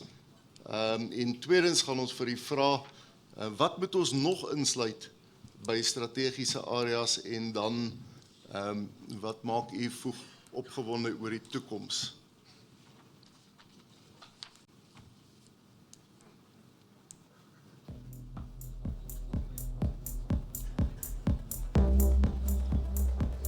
Wat is die belangrikste strategiese areas? Hoe kan dit daarso insluit?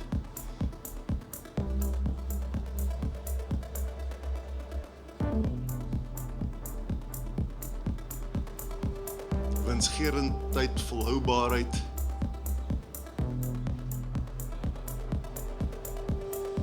Gelukkig is ja nog die grootste ene. Dankie voorsitter, en dan die laaste vraag. Of nee, tweede laaste een. Watter ander strategiese fokusareas moet ons nog byvoeg? Is daar iets wat ons moet byvoeg tot die arsenaal?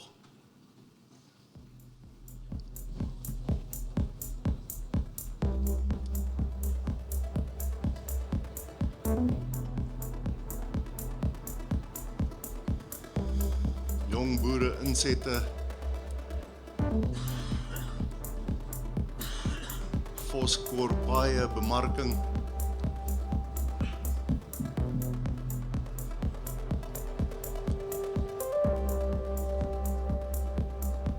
Antoine, jy moet dan my trekkers vir jou goedkoper begin verkoop. Baie dankie. Is dit Die laaste een is, wat maak jy opgewonde oor die toekoms van landbou? Wat gee u hoop vir die Suid-Afrikaanse landbou?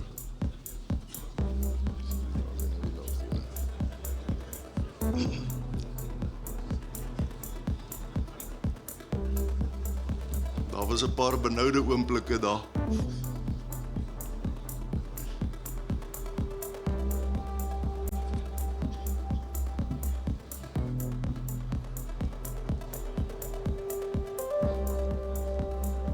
Geleenthede, gesindheid, die boere,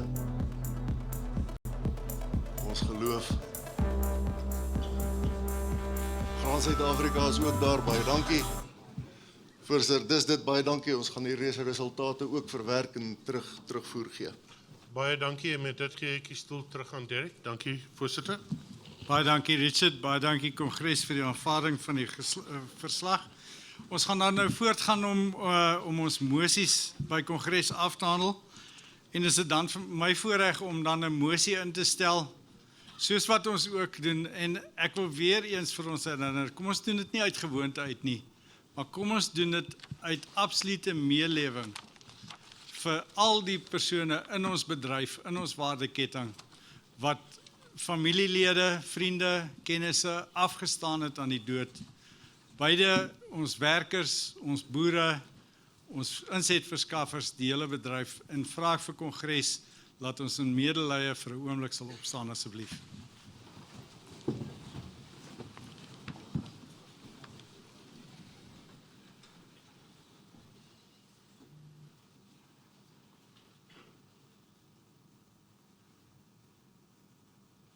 Baie dankie.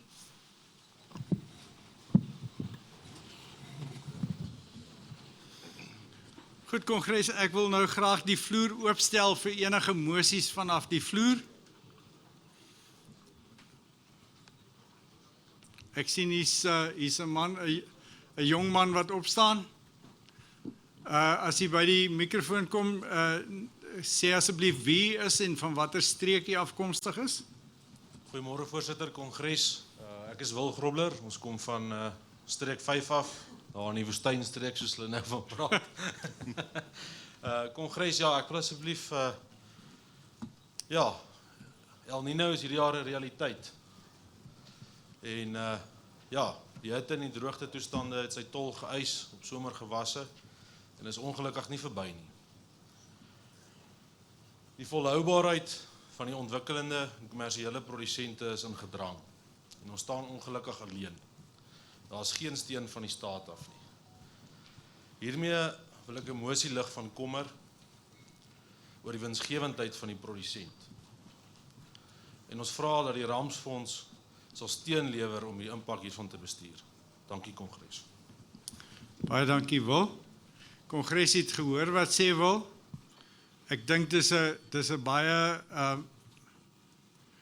wat sal ek sê skreiende werklikheid. Dat in die ekonomie wat ons vandag is ons op onsself aangewese. En as ek reg verstaan Wil, ek wil nie woorde in jou mond sit nie, maar vra jy dat ons kyk dat ons 'n rampfonds dan nou in plek sou sit en dat ons jy weet daadwerklik dan sal werk om onsself so te beywer dat ons dit moontlik maak vir die produsente om sulke rampe te kan hanteer. Kongres stem nie saam met daardie mosie? Was 'n sekondant. Is daar 'n sekondant voor? Polo. Sorry? Polo. Polo. Rep Polo, you're on the mic. I'm Ramosopolo. I'm from Region 28, the northwest, the west of Mafikeng, the west of Lichtenberg. Our area runs from Mafikeng, the trust farms in Lichtenberg area, down Lichtenberg, via Marezane till Freiberg is where our region is. Oh, we got a terrible drought in our area. We got a very, very serious heat wave around our area. We don't know where to go. Everything is so bad. Heat, and we got rain with patches around our area. And some, since November, December, didn't get any rain. Some areas like Gelexpan, Newport, and some areas in Edgate, they've never planted, they just prepared land. Around Brooksville, Lombardslaagte, Anselsrest, everything is dying there. And no one is looking at us. I've heard the pastor this morning when he talked about the Israel people from Egypt. We think around this or where we are, there are those entities that can look at us and can assist. We don't know where to go at this stage. About 3 years in our area, Mathews, he knows. We got floods, we got insufficient rain last year. This year, it's real.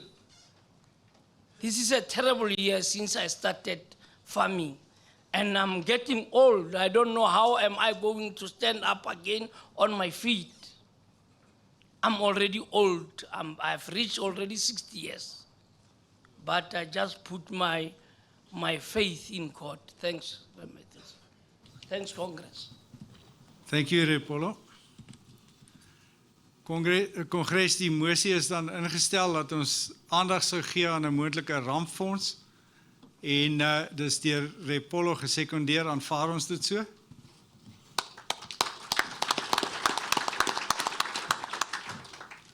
Ek sien daar by microfoon 3, is bietjie donker, is dit Neil? Dis reg, voorsitter. Gaan voort asseblief, Neil. Voorsitter Kongres, my naam is Neil Klaasen. Ek is streek 18. Ons is daar in die Oos-Vrystaat, Ryds, Petrusstein, Arlington, Lindley omgewing. Die Kongres se tema vanjaar is: wat laat jou wakker lê in die nag? Nou die tema is uiters relevant, voorsitter, en ek wil graag SA gelukwens met die keuse. Die droogte laat my wakker lê in die nag, maar daaraan kan ek niks doen nie. Wat my wel laat wakker lê, oftewel laat wakker skrik, is die toestand van ons Suid-Afrikaanse hawens.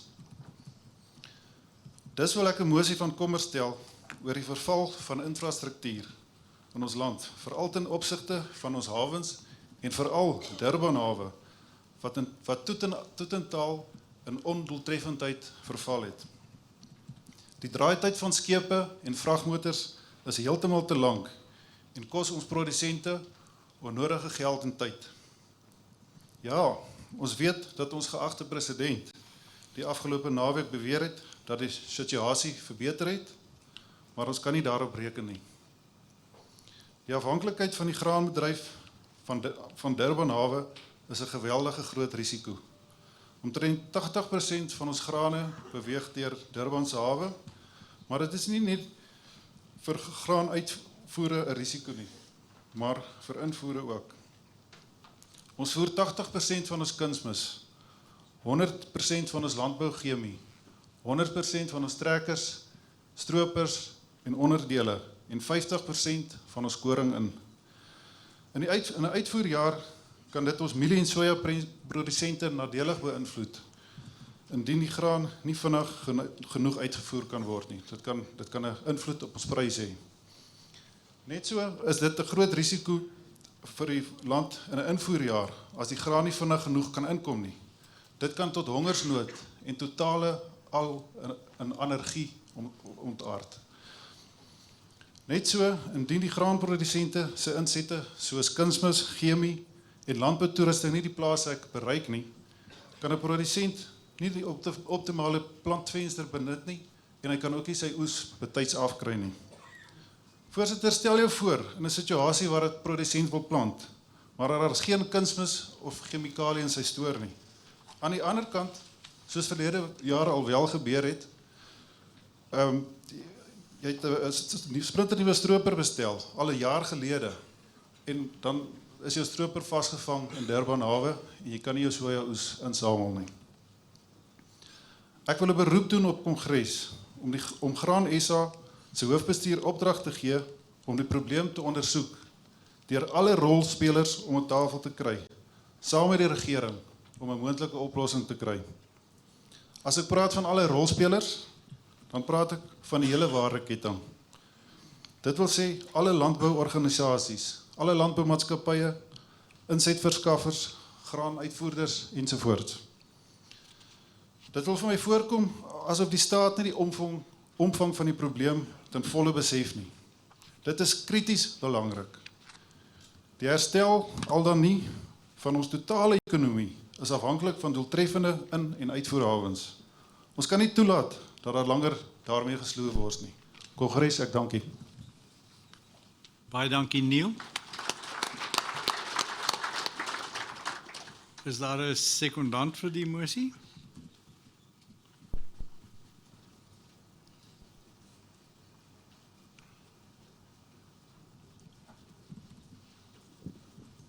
Meneer die voorsitter, is P.J. Strydom, streek 13.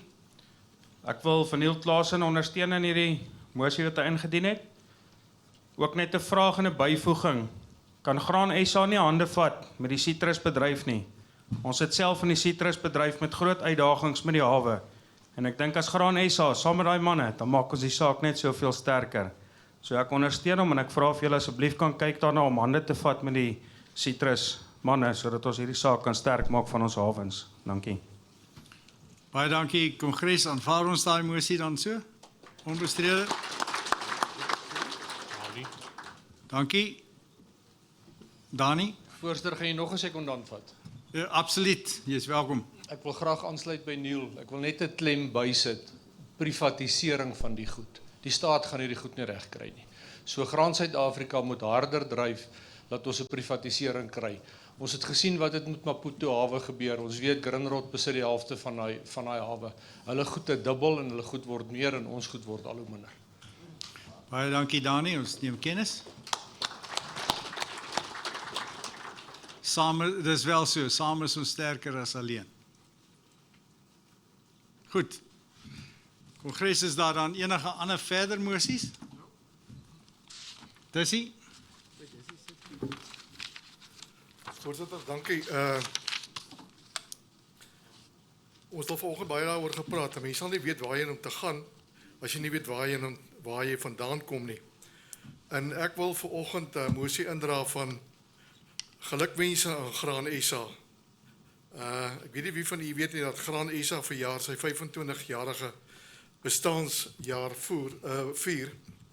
En van 'n nederige bestaan uit 'n eenkanaal bemarkingsstelsel het ons hele graanbedryf, soos Dani nou gevra het, eintlik geprivatiseer, en is die graanbedryf nou in die hande van die produsente. En saam met hierdie mosie wil ek 'n mosie van dank dan ook gee vir eerstens vir die personeel. Die personeel, julle is die ratte in die graan horlosie wat die wysers aan die gang hou.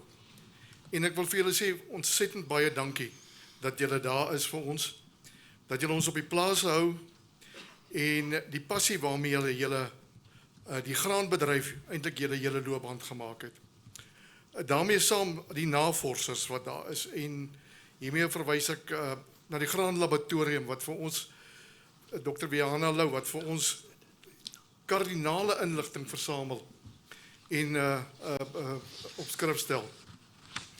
Voorsitter, ek wonder wat sou ons gedoen het as ons nie 'n organisasie soos Graan SA gehad het nie. En daarmee wil ek afsluit en ek wil hulde bring. Ek wil hulde bring aan ons voorgangers binne die graanbedryf. Neil het nou gepraat, sy pa, Karel Slaasen, Japie Grobler, oom Johan Minnaar, oom Bothaville, Derek jou eie pa, wat betrokke was by die organisasie. Ons het die 2 maalstene gehad, die Sampies en die Samsoes. En tussen die maalstene was die milies. En ons dink graag aan oom Hendrik Skoeman vanoggend. Hy was self 'n groot graanboer. Was tussen daai maalklippe van die van Sampie en Samsoes vasgevang.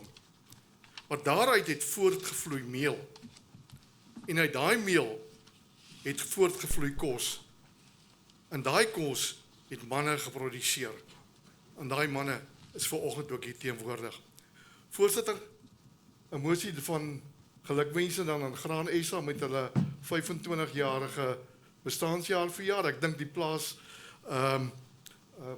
Bothaville is verjaar 50 jaar ook in besit van Nampo Park waar die uitstalling gehou word elke jaar in Nampo die Oesdag gehou word. En jy kan vir jouself vergewis van wat buitekant aangaan. Waar die maatskappye, die uitstallers belê binne Graan SA se droom om die beeld van landbou daar te stel. En dan laastens dan ook die wysie van die mosie van dank aan almal wat bydra om vir ons die graanbedryf lewensvatbaar te maak. Dankie voorsitter. Baie dankie Dussie. Kongres, ek aanvaar dit dan as eenparig.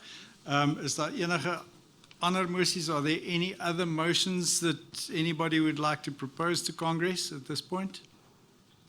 If not, then we're going to carry on with our business.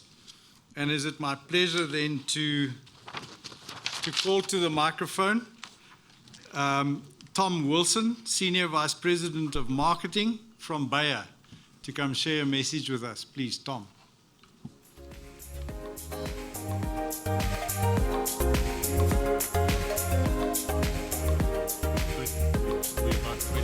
Thank you. I appreciate this opportunity that the GSA has offered me. I'm humbled to be standing here today in front of you representing the South Africa Bear Crop Science team in front of what I consider to be some of the most innovative, creative, and problem-solving capable farmers in the world. I think you guys all owe yourself a round of applause for that. When I looked at the theme of your Congress, what keeps you awake, and when I answered that question, I landed on 4 numbers. 1, it's the growing population that the Earth's going through. 2.2 billion more people on the planet in the next 25 years. 2, the requirement of 50% increase in food production to serve that growing population. 3 billion people around the world living in areas with water shortage environments. And 4, the climate impact on production, which is estimated to cost us about 17% in production. Those are all daunting challenges. That's what keeps my stomach hurting. But when I joined the space of ag, and I didn't have this space my whole career, but when I joined it, I was taught a formula on how ag feeds the world. And it was arable hectares multiplied by the productivity of those hectares divided by the consumption of the individuals around the world. That's how many people you can feed. That formula needs lots of stakeholders to solve it. But for crop science, our role and our focus is on productivity of the acre. And we take that accountability and responsibility seriously. It's part of our overall mission at Bayer. Health for all, hunger for none. But those are just words. Where that turns into action is how we invest in that commitment. Today we spend $2.6 billion annually in R&D. That R&D has a significant output. We have over 500 new hybrids that we offer up to the world every year. 250 new CP registrations every year. We have 12 new biotech traits in that pipeline. We have 12 new next-gen traits in that pipeline.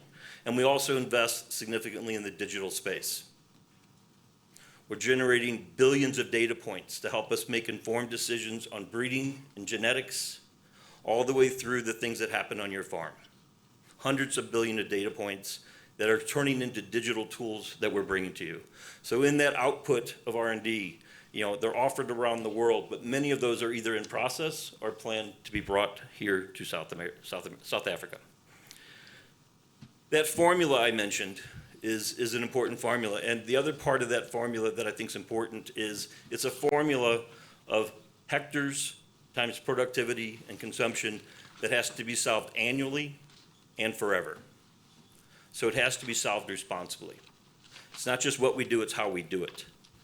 So you've seen recently, or maybe you've heard recently, in Bayer, we've taken a hard pivot from a traditional version of sustainability, which is about producing more with less, to something we call regenerative ag, which is about producing more and restoring more back to the environment. That commitment to regenerative ag has translated into 4 new commitments we've made to farmers around the world, as well as to society. We are going to minimize ag's climate footprint. We're going to reduce the environmental impact of our CP portfolio. We're going to enable smallholder farming, and we're going to improve water use. I would imagine some of those things resonate with what you guys are dealing with here today. So in summary, let me just wrap it up. All of our energy within Bayer, it should be directed to solving the problems that you guys are facing. So when I ask the question, what kept me awake, doesn't matter. It's what keeps you awake. And what keeps you awake needs to keep us awake. And what keeps you awake needs to give us a reason to get out of bed in the morning and to go to work on those problems. So I ask you, GSA, I ask all the farmers, stay connected to us.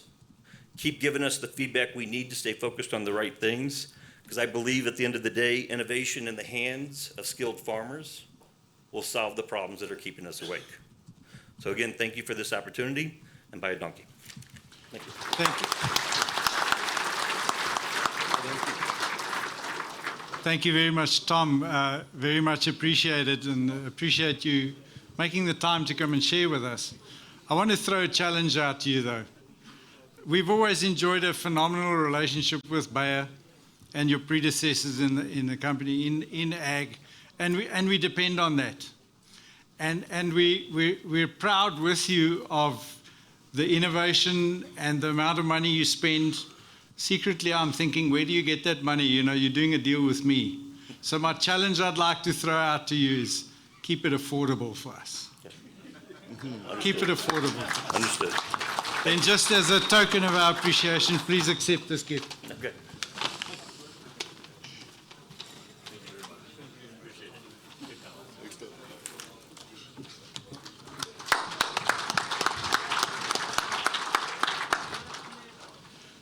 Dankie Kongres. Nou gaan ek vir Nico vra om vir ons die volgende stap af te kondig asseblief.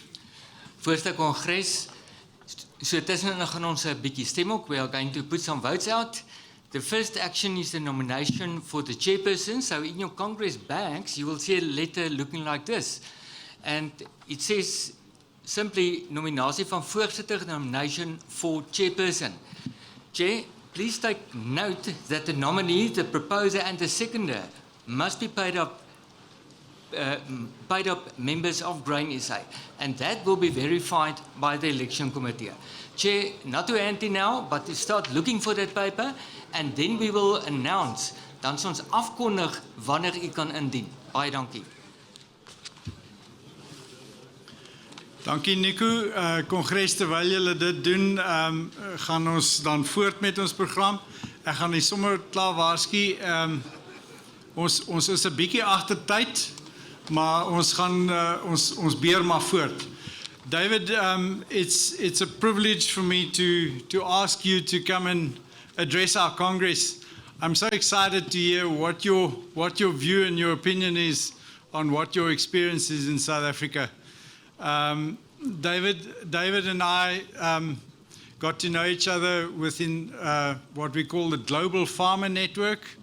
And it's an opportunity where farmers from around the world get together and we discuss. And what I found in the Global Farmer Network is that we have an incredible amount of commonality amongst farmers around the world. We seem to deal with the same issues, maybe with a different approach or a different color. But David, we certainly look forward to hearing your opinion. David Hughes is Vice President of the International Farm Management Association in Argentina. He holds a Master's of Science in Agricultural Economics from Texas A&M University and has been a regular at the Harvard Agribusiness Seminar. His career path includes working as farm manager and consultant in Argentina. He is currently partner and president of Troll & Co. SA, a business providing farm management and accounting services. He is also a partner in Ag Management Group, offering consultation to foreign investors interested in Argentina and Uruguay. David is very active in organized agriculture. He is founding member and president of Argentrigo, the Argentine Wheat Chain Association, member of the Association of Agricultural Production Executives, and member of ACRIA, an Argentine farmers group involved in benchmarking and testing new technology. Congress, please welcome Mr. David Hughes. There's things here that I do that some of you farmers are doing, so some of it might be new to some, but not so new to others. So this is a mate we share. It's a gourd with a tea, and we like sharing, and we drink together. So this is about sharing. So I'm going to share my story. So that's where I'm going. So this is Argentina. You can see Buenos Aires. There are two spots with a 2 on it. Those are the two farms I'm going to speak about. There's, you can see Rosario, the Paraná River, up to the right, to the top. So this is where I come from. You can see Buenos Aires City. West of Buenos Aires City is one of the farms I manage, and you go further west, and that's the other one. So the farm Los Manuelitos, that's the farm I live on. That's one of the farms we manage. That's 150 kilometers in a straight line from Buenos Aires, and it's roughly 63 meters above sea level. The other farm is 340 kilometers further west, and it is slightly 100 and something meters above sea level. So that's how flat we are. So it's 120 meters. So, oops. Okay, this is, so it's mainly agriculture. And this is an entrance to the farm I live on. These pictures are all from the farm. So I'm going to speak about first the farm that's closest to Buenos Aires. Its annual rainfall, 1,000 millimeters. They're all pictures from there. So it's a very temperate weather. It rains 1,000 on average, but it's never average. It never happens, no? So deep soils, 63. These are pictures of my crops, and you can see the variability I have had. What the line is a yield, and the bars are the amount of hectares I plant. So it goes up and down, but you can see that the yield also goes up and down. This is a double crop soybean, just a short story. Last year, I planted 90 kilograms of seed. I harvested 79. I didn't even get my seed back, but it happens. It's all no-till. You will notice that the lady agronomist that consults with us, she's walking within soybean, and you can see the straw stalks of there. Corn, on this farm, it's mainly early planted corn. I'll tell you about it later. There you can see as well the variability I have. That's weather. We know about it. That's weather risk. You know about it more than I do, I'm sure. You've got tough weather here as well. So this is full season soybeans. So basically what we do on that farm, it's a third of the farm is in maize, a third of the farm is in soybean, a third of the farm is in double cropping, wheat, soybean. This was a rainfall. The top line, the blue one, is our average, which doesn't occur very often, hardly ever, 1996 to 2020. And you can see the red line was the previous year's crop, we got a hit, and that's why I only harvested 79 kilograms of soybean for the double crop. And this year it's improving. We're not there yet, but it's much better. It's rained better as well. We count millimeters of rainfall, but it's also how and when it falls helps as well. So as you see, where the risk is what happens. The other farm is further west, I was telling you about. It's also 100% in no-till. You can see the soybean coming up through the wheat stubble, and you can see the corn. So flat, again, I've noticed you're not used to seeing flat countryside. This is flat. What do we have? Farmers are the most, I think, innovative people in the world. And it's amazing. I see it all over the place where I travel. So some farmer in Argentina started finding out if he could plant maize in a different window. So we've always planted maize in spring. You know, September for us, that's when you plant spring. This guy came up with an idea and said, what happens if I plant in December? No idea. But it happens that December maize has over years the same average, but we don't have the ups and downs. So on the chart, you can see on the bottom is late planted corn or maize, and the top chart is early planted. So the early planted, you can see the variability I had until roughly 2015-16, where we started separating what field goes into early planting and what field goes to late planting. Basically moisture in soil and water table. We look at that. We don't have enough moisture, we don't plant early, we plant late. So this is just to give an idea. That's my wife again, same thing. You've got the early planted and late planted.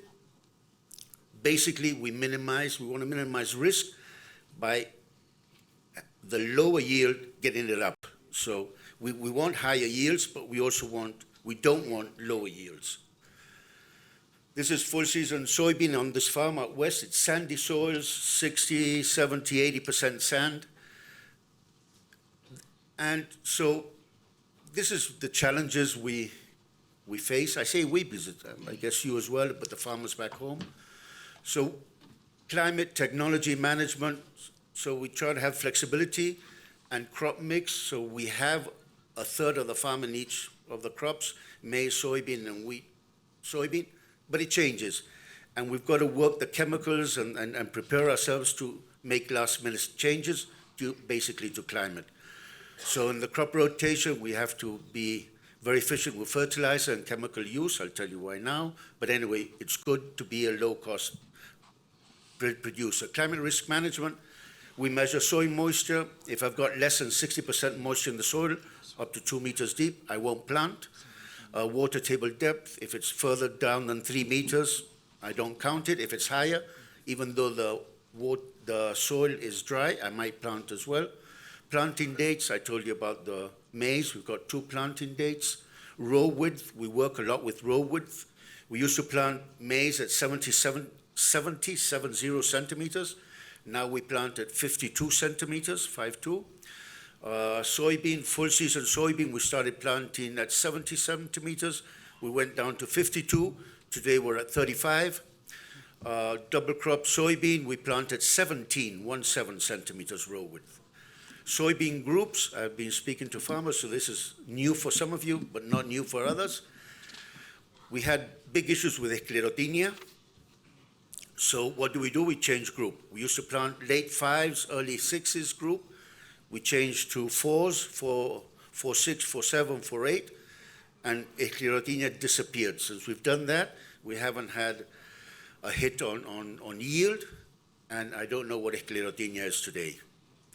No-till, the farm's been 100%, both farms have been 100% no-till. Argentina is 70, 80% of the crops are no-till. We've been doing no-till since late 1990s. Basically, we started because there was less cost of fuel and labor and horsepower.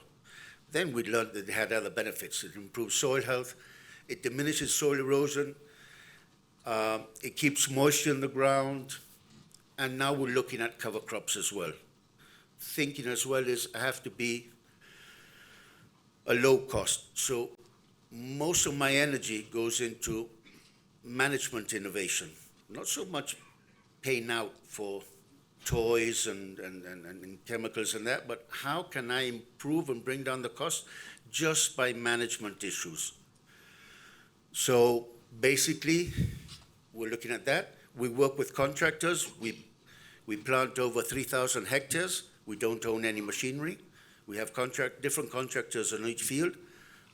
With no-till, I have a contractor for planting, spraying, harvest, and trucking. So we do that. Seed technology, genetics and GMO. Thanks to GMO and genetics is that we can do no-till. We started doing no-till when the first Roundup Ready soybean came in. Today we have a big issue. This is a bad note. We have a big issue. Last year, the last research in soybean genetics left the country. And the business that left the country is an Argentine business because we don't pay royalties. So I don't know, in 3, 4, 5 years' time, I don't know what I'm going to be planting. That's a bad thing. I am very worried about it. Other farmers are not. But if I'm thinking in the medium and long term, this is a big red flag in my head. Peer groups, I know there's lots of things I can't do on my own, most of them. So I like working with peer groups. I am part of 2 peer groups. One is a no-till association. That's basically how can I improve no-till. Again, management, thinking through, cover crops, row width, whatever we can. The other peer group, ACKNOWLEDGEMENT, that's benchmarking. So we get together once a month. We're 12 in the group. There are 9 groups in my region. There are 200 groups in the country. We benchmark, and those issues which are common to our group and to our region, we put money in a pocket, and we decide what our trials, farm trials are. We work with research people, universities, and we decide what's the issue we want to measure. We pay for it. If the import companies want to come with us, that's fine, but we decide, we plan what we want, and we make sure that they're validated farm tests. So we pay an agronomist, a consultant, to go after it. We feel that's important because that way, any new innovation, in 2-3 years, we're all using it. Because every group is trying it, every group is validating it, and so you're getting a lot of information coming in, data, and that allows us to bring into the business innovations in 2-3 years' time, very fast. Argentina was always planting 100% of the corn in spring. When this farmer started saying, hey guys, look, you can bring down your risk, your variability if you plant late. Today, Argentina, 60% of the maize in Argentina is planted late. So that's in 6, 7, 8, 9 years. Why that? And it's been like that for the last 3 or 4 years. Because suddenly peer groups, you start comparing, sharing, and that's great. So I consider that's extremely important, being in institutions which are strong and can share and can work on important issues. On my own, I can't do much. So this is just to show you that the gray at the top of the bars is acreage I'm bringing in crops, in cover crops. So the cover crop, it's not a crop I harvest, but I think, and I'm measuring, and it's helping me on the next crops. So it's helping me as a business to improve my soil and my crop, cover crops. We apply it when the crop is standing. So we would seed with ryegrass, for example, the corn. When it's standing, we throw it over. We tried with airplane, it doesn't work. So we have this big machine, very tall, and it throws seed over it. So there you can see it in the next one, how it starts growing within the plant. So when I harvest, I've already got the cover crop there. Basically what we're looking at, we want something, a living plant growing the most time on my fields, because we consider that improves our soil health. If we have good soil health, we'll have good crops. So that's what we're looking at. We're not there, we're finding out. The other cover crop we're using is vetch, which is the other picture there. It's a legume, and that's very interesting because it helps us with the nutrient with the nutrients in the following crop. So those are some of the stuff we're looking at. There you can see ryegrass and maize as a cover crop. We're harvesting, and you can see it coming up. It's already growing inside the maize. So we know till since the 1990s, we're part of different peer groups, ACREA, PRESID, but also I like looking for information and learning from farmers in other parts of the world. I've been learning from you. I was visiting some farmers over the weekend. I always take back something. I always learn something. So I'm part of a farmers group in the States. It's called APEX. That's Agricultural Production Executives. That's what they name themselves. And then out of the UK is the International Farm Managers Association, which has a meeting every 2 years in a different country in the world. This year in July, it'll be in Canada, in Saskatoon. And there I learn from other farmers. Basically, that's what I look for. So farmers are problem solvers. So I perceive myself as someone who applies knowledge to problem solving. So I perceive knowledge as tools. So the more knowledge I have, the more tools I have in my toolbox. So that's why I like traveling. That's why I like listening to farmers, because I always learn and I always take back something. These are some of the things we do with the peer groups. This is a very easy to read chart. Basically, I can choose between 80% of probability of occurrence or 50%, depends how risk averse I am that year. At the bottom is the amount of kilograms of nitrogen I offer the wheat. And on the other side is the yield I could expect. So the bottom line is if it's very dry, if the soil is very dry. If the soil is very dry, I can apply a lot of nitrogen, but I won't get the yield back, and I'll probably lose money when I plug economic numbers into that. The middle one is moderate humidity, and the top one is very good humidity in the soil. So this helps me to see where do I stand in different years on my farm, and then I plug in economic numbers, and that tells me how much nitrogen to offer the crop. So from that nitrogen, we work between 160 and 180 kilograms. We subtract the nitrogen that's in the organic matter. We subtract the nitrogen that goes in with MAP or DAP, depends which one I use. And the difference is what I apply as nitrogen fertilizer. So that's just one example of what we created. This simple graph was after 5-6 years of field trials with the university, with the research team, to get an easy-to-use graph. We also do hybrid field tests. On the bottom of the chart is the average of the trial on somebody's farm. So if the average is high, we understand that hybrid was in a high yielding environment. If the average yield is low, that hybrid was in a low yielding environment. So then we check the hybrids. How do they do in high, medium, and low yielding environments? And that's how we choose. So we like going to buy the seed with our own list, so we know what we buy. We don't like being told what we need to buy. This is another one, short one, soybean planting dates. 2nd of October is the second 10 days of October. From then on, yield goes down, 26 kilograms per hectare, and it depends if a Niño or a Niña year, how far and how fast it goes down. So this is part of all the information we're getting from these peer groups. We do validated farm trials. So we utilize, it's an Argentine software on the sprayers. It's not my sprayer, but I paid to have it on the sprayer, on the contractor, because I want this. So this is a map of the application of chemicals. So it tells me at the top, you can read the hectares, the speed it was going at, the temperature, the humidity, the liters per minute it's throwing, the liters per hectare, the pressure, I can't remember what reference is, and the speed, wind speed.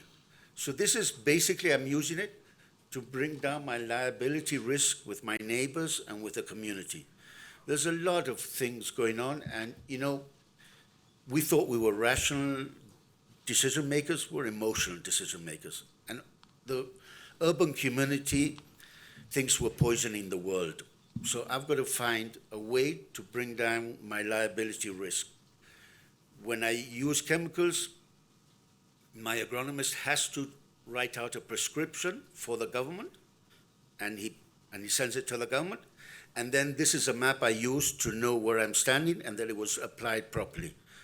So I'm looking at this not only to know if I'm spending the money correctly, because it's a lot of money that goes in chemicals, sorry guys, but it does, but I want to bring down my liability with the community. This is another software I use. This is a geographical information system. I like using independent software. I don't go and ask my fertilizer company how much fertilizer I have to apply. I don't do that. I don't like doing that. I like deciding. So I try to use independent software that's not offered by any input company. Sorry, Bayer, but that's what I do. So basically, this is it's a business that offers satellite images, and it has tools inside it where I can choose if I want to divide the field in 1, 2, 3, 6, or 7 different environments for different prescriptions, planting rates, crops, whatever. I can play around a lot. But basically, as a businessman in farming, all the information on rand, kilograms, and hectares, it all goes into your accounting, managerial accounting packet. All the rest, I had it spread all over everybody's computers, printed all over the place. So I decided to have one place where I can have everything. Anybody can access this, anybody I give the access to, so my farm managers, my consultants, everybody has access to this. And what made me go for this is a friend of mine in the States, a farmer, he was farming with his brother, and one of them was in charge of the production, and the other was in charge of all the financials. One of the brothers had a car accident and died overnight. Terrible. But the brother said, I don't know who he was speaking to, I don't know what he was doing, I lost all the information. Because he had it. He had it. It wasn't in a place that you could access from overseas. So then I thought, what happens if something happens to me or to the consultant or somebody leaves the business? So I had one of my farm managers, unfortunately, he died in COVID. I only got back half of the information he had because I knew he had a lot of information. I got hold of his pen drives, of his computers, only half the information was there. I don't know what the rest of the information was. So it's so hard for us to gather information. So what I look at this as a place I keep all the information which is not rand, hectares, or kilograms. So, and here you can put pictures and all that. There are others. This is one I use. What I'm saying is, think of it as a place where you keep the business's information, that something happens to you or not, but the person coming behind you or you change consultant, you have the knowledge, the information inside your business. Otherwise, they go away and you lose it. So we're also measuring the type of chemicals used in crop protection. This is very new. We only started this last year. So basically, you've got rated by red, yellow, blue, and green. Even though it's costing us, we don't want to use any red. We're trying to bring down the yellows where we can. So this is for different crops, the type of chemicals we use. Okay, now my farm business challenges. Whew. Grain storage. We mainly have silo bags. One, better bargaining. It's a variable cost storage. And in my country, we don't like our currency, our peso.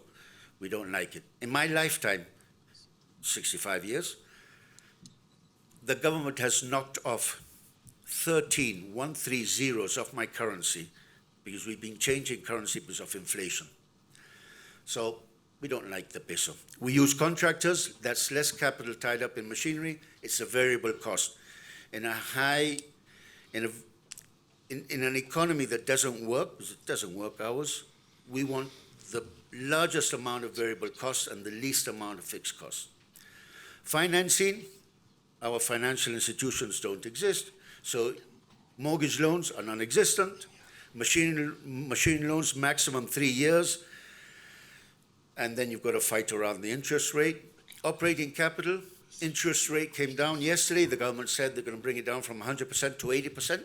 So the banks are starting to offer less than 80% per annum. And we use our own capital. So the financing, we've got to have a lot of innovation there. The open mind, I need an open mind. I look for it. Argentina's at the end of the world. If you travel there, the plane turns around and comes back. So, I mean, we're at the end of the world. Nobody goes there. Very few people go there. So if I don't get out and leave, I'm not going to know what's happening. So I like traveling. I like IFMA. I like APEX, short courses. Global Farmers Network is another big help. I get a lot of information out of there. And then the big challenges. Bayer was saying how much they spent in R&D. I don't spend in R&D. I can't afford to. You know, I'm a farmer. So what do? I get together with other farmers. That's what you do. When you can't do it on your own, you get together with other farmers. So there's a group of farmers that we got together, and it's an investment group. So we invest, small tickets. So we pay somebody to go and look for new innovations in farming, bring him in, give a talk, and if we like him, we put a bit of money in there, but we also start a relationship and help him create that innovation that will also help me. So I'm not picking up something out of the shelf, but I'm in the process trying to help him.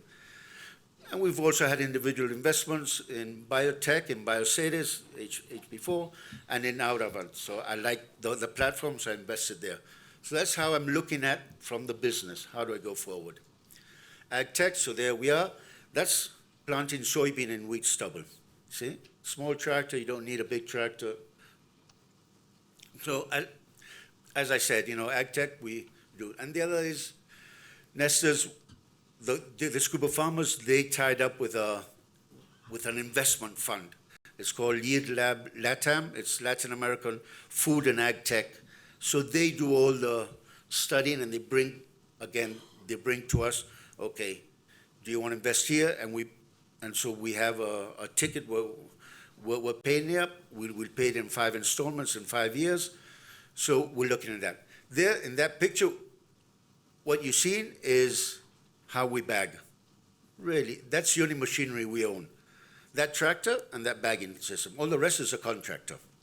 So AgTech, we do it with other farmers. That's the way you do it, with somebody else. Okay, this is the easy part. Today, that's today. I've got export tax in my country. Soybeans, 31%. Maize, 12%. Wheat, 12%. Beef, 9%, blah, blah, blah. What does this mean? The exporter, when he wants to export, he's got to know the government. He's going to export 1,000 tons of soybean. So the government says, fine, I'll give you the permission, deposit 31% of your FOB price in the bank. So the exporter turns around, he subtracts that from the FOB price, he subtracts his other costs he has, and he offers me at harbor, I think it was 5,000, Tobias, I think it was 5,800 or 5,900 rands per ton soybean. And I've got to make money with that so that I can come here and speak to you guys. Maize, 12%, with 12%. Inflation. Inflation is coming down. I'm happy to announce that. December was 25% per month. January came down to 20%, so we're better off. February, 13% was not, that's per month. So in 2023, my inflation rate was 211%. But the dollar was devalued 160%. And my grain is quoted in US dollars. So I didn't do too good there. Exchange rates, that's pesos per US dollars. The official one is 836 to 894, but if I want to buy a dollar, I have to go to the bond market, and that's 1,036 per dollar. Now in the black market, it's 990, and this is published all over the place. Now if I'm a tourist and with my credit card, I come here and I buy something here, the dollar I'm paying is 1,388 pesos. But then I have another exchange rate for grain exports. So if I sell on the spot market, I get the 890 and 33. If I sell through the futures market, I get 836. pesos per dollar. So you've got to be reading the newspaper every day, calling other farmers, knowing what's going on. Again, peer groups. I mean, it's the best thing that can happen. Financial analysis, well, you know about that. You've got to be always with a calculator next to you. Financing. So we have banks, input providers. Thank you, Bayer. We use them a lot. And thanks to them, Argentina can do what it does. If necessary, what I have done other times, in 2008, we had a sort of discussion with the government. We didn't agree on a few things. And we blocked the roads for over 100 days. Well, I'll tell you about it a bit later, but that year we had a drought. I lost 20% of my working capital. So this is risk management. So I didn't want anything from the bank, because if I had another bad year, I owed the bank. So I said, okay, bank, give me some money. They said, okay, we can lend you so much. I went to the input providers, Bayer, and can I name the others as well? Well, BASF, Syngenta, and all that. And I said, can you give me the inputs, and I pay you at harvest. And then I put a bit of my money, not much because I didn't have much left. But what I did do on 3 fields, and this is quite common in Argentina, you get somebody from the town, an elevator, a lawyer, a doctor, well, lawyers no, a doctor, a dentist. and what you do is you go to risk management. So you say, okay, in these fields, we're going to do maize. And this was an elevator guy who sold inputs. So he's a distributor. So I said, okay, I'm going to sow maize. You give me, and we're going to do the total cost. And inside the total cost, I'm going to put the cost of lease of the land, lease land, administration costs. So we worked that out between the fund. He said, okay, he puts in 30% of the costs, he gets 30% of the harvest. So we did that. And I had an excellent year. So he was happy, I was happy. I could have got the money from the bank, but I don't like to have too much credit with the bank, because if I can't pay it, then you're on the wrong list, and then everybody looks at you in a bad way, and nobody wants to help you. So I try not to have 100% of my money, financing money, from the bank.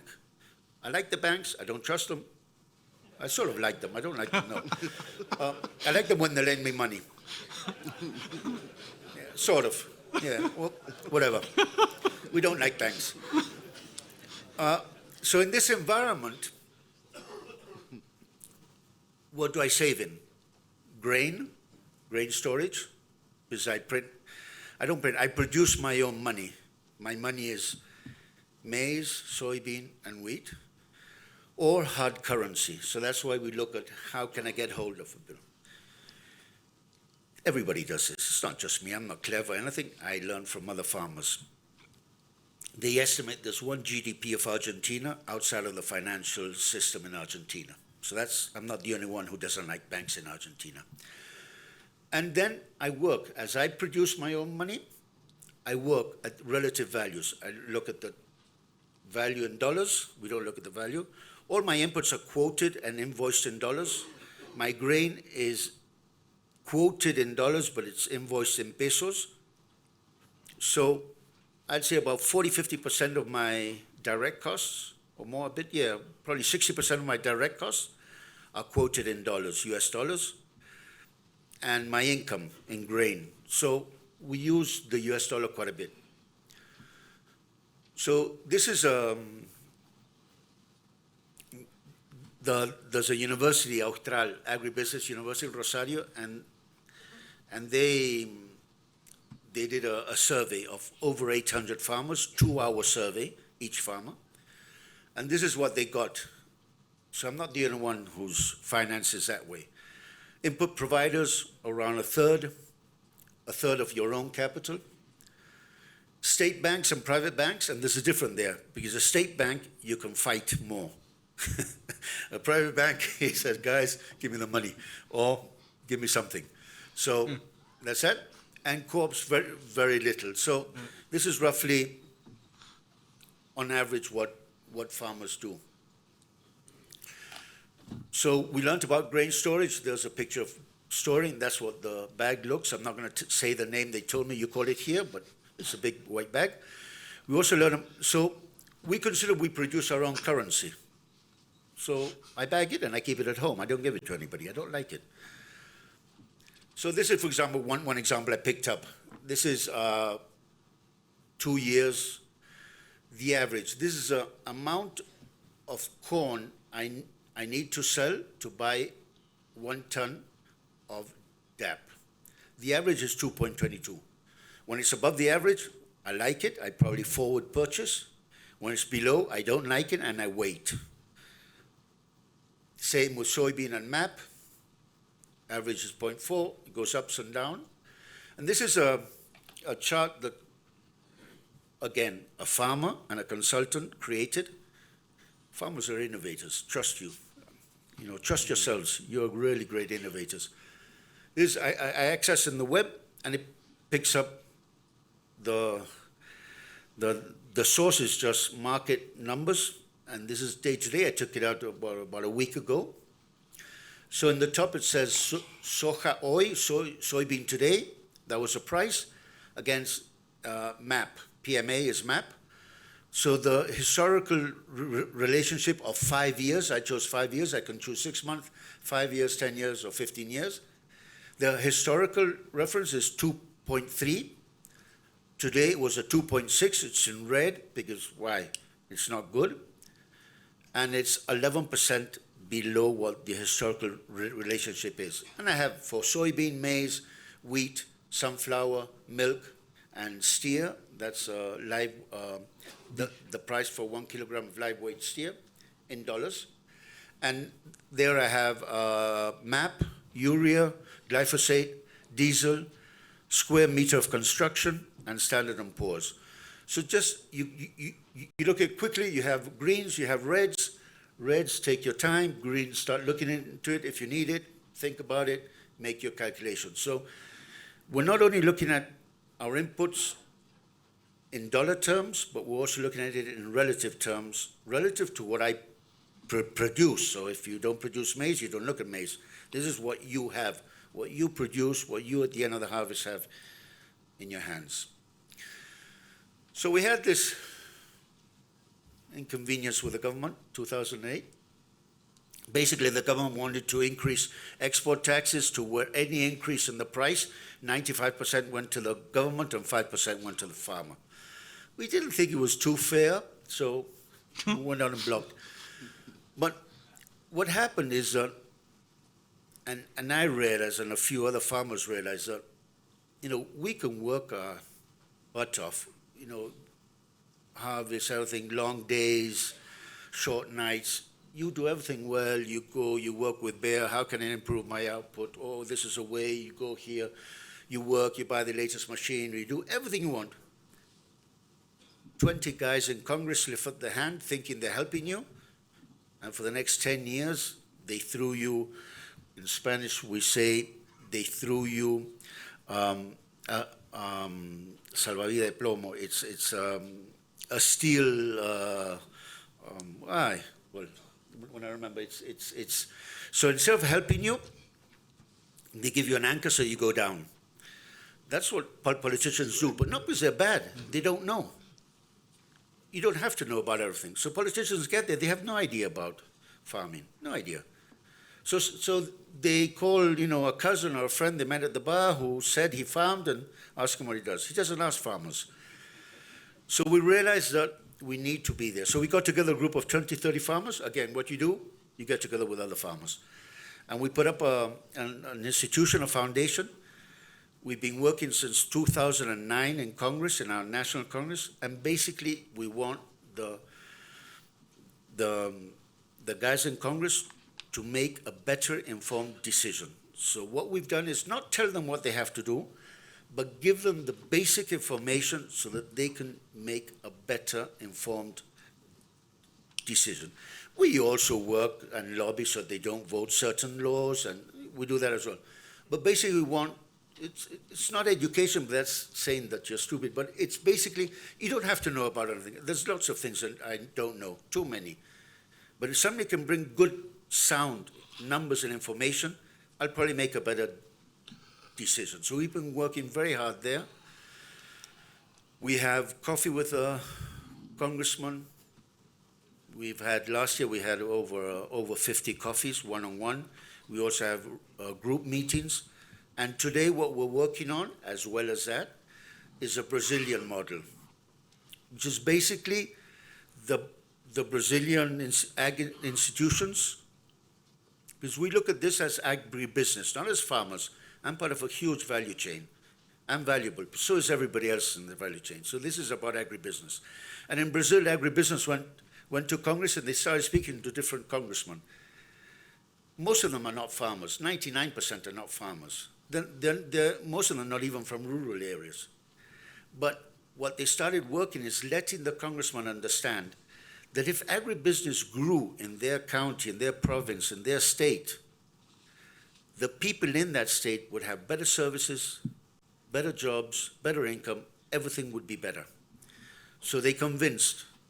Today, over 60% of the congressmen in Brazil work as an ag group across all the different political parties. So this is about politics, but not party politics. And what they do is, no law goes through Congress if they don't have a look at it. We in Argentina, we're working on the same model. We started 2 years ago. This year we think we've got 14 different congressmen from 6 different party blocks. So that was good. And we're thinking of going to Brazil. What happened in December 10th? We have a new president who created his own party 4 years ago. So he really hasn't got a party together. He has to work with the different parties and different blocs in Congress. And that's good. That's very good. Before we've had an executive and he had a majority in Congress, everybody lifts up their hand, nobody reads anything, and that's how we ended up with that inflation numbers and all that. So with that, I was visiting some farmers over the weekend, so thank you very much. Dankie. David, if you'll just spend another minute or so with us, I'd like to open the floor to Congress. Are there any questions to ask David? It's actually fascinating. I want to share with you why I actually asked David to come and speak to us today.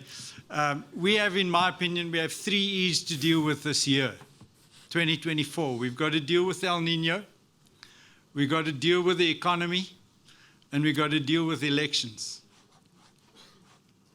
So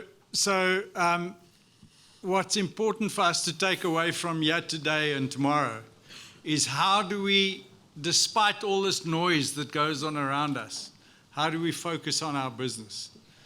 And David, it's absolutely fascinating to sit and listen to you, how you focus on your business, how you've taken to us a seemingly totally impossible economic situation of runaway inflation, of no value in your currency, and you've turned your produce into the currency that you used. You've found ways of creating your own economy in parallel to that. You've found ways of influencing your environment. Jaco Mina, you will remember that when we sit in Agri-SA's board, we ask ourselves regularly, what is our ability to influence? If we have no ability to influence, we've got no business being there. So I'd like to open the floor to anybody who'd like to ask David any questions at this point. There's microphone 3. Good morning. My name is Chris Koonwinkel. I am from a region not far from here. I would like to ask David, your president, the new president that you have now, has pulled out of the BRICS group, the grouping of BRICS. I can understand from your presentation this morning why that has happened, but if you could explain to us, why did you see, or why did your president see that BRICS isn't the way to go for Argentina? Oh, okay. I'll give you a slight idea. I'm not that much in politics, but basically our new president is turning the country around 180 degrees. So you try to turn bucky around 180 degrees. When you're coming at 120 kilometers per hour, I mean, all the passengers, they start moving around. So that's what's happening. He's a libertarian. Our president is a libertarian, a no-nonsense libertarian. And basically, it's not politically correct, but he thought it's nonsense, the BRIC, today for us. We've got way more important things to do, and we want to be part of the world that does good. That's, you know, the nice world with its money and their development and they're growing and they're being better every day. So we'll probably be back in the BRICS later on, but from another point, from a different standing. But today I understand it's that. Thanks, David. The microphone. Yes, my name is Foster Zeilacher from Sector 17. My question is a little bit more product oriented. My ear caught you. You said you took out Sclerotinia out of soybeans. How did you do that again? Because it's a major factor in the Eastern Free State, Sclerotinia in the soybeans. Okay, Sclerotinia. We were planting groups 5, late 5s, early 6s, mainly 5.7, 5.8. And most of our autumn or fall, or I don't know how you call it in English, they start cooling nights, lots of moisture, the crops look good, so it was covered. You looked at a beautiful field, and then it go bad. And again, some farmers started saying, okay, what happens if we change the group? So changing the group meant that the cycle of the plant would end a week or 10 days before, not much more. We changed that, and just that week was enough for Sclerotinia to disappear. We had real peace. Sclerotinia is in the soil. So you did soybean, and 3 years later, you'd come back and you'd have this problem again if it was a good year. That way, we haven't had a Sclerotinia for 20-odd years. It used to be really bad. When we went to group 4s, 4.6, 4.7, 4.4, 4.8, that was a very good, there was a very good soybean of 4.8 by GDM. And we had no yield change, absolutely. And we're allowed. I'm sorry I don't remember your name, but I was speaking to a farmer, and he's doing that here. So, and it's happening to what happened to me back home. No drop in yields, much better, and he forgot about Sclerotinia. But this is a type of technology we're looking for, managerial technology, which is not money. It's brains and trying, and that's why it's so important to have groups of farmers like you in a strong institution. You know, I envy your institution, but it's important because you can share your knowledge and you can take away a lot. If you're in the soybean group tomorrow, the person will be there, and I'll remind him, and I'll ask him to share his experience. Anyone else? David, thank you very much. Certainly given us food for thought, gentlemen. When we go into our elections and the storm is raging around us, let us remember to focus on our businesses and keep doing what we're doing. And David, we look forward to your participation in the panel later on during the day.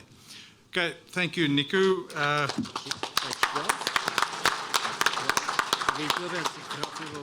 Tobias, kan ons gou 'n paar vragies afhandel? Ja. Na gelang David's aanbieding. Chair, thank you. If everybody can grab their devices, as almal hulle fone kan gryp. Daar kom 'n vraag op, watse makro-ekonomiese en politiese kwessies hou u wakker in die aande? Dit is uit die aard van die saak ook om voor te berei vir ons gesprek 'n bietjie later. David, baie dankie. My gunsteling David quote hier oor die naweek was you cannot spray for politicians. True that.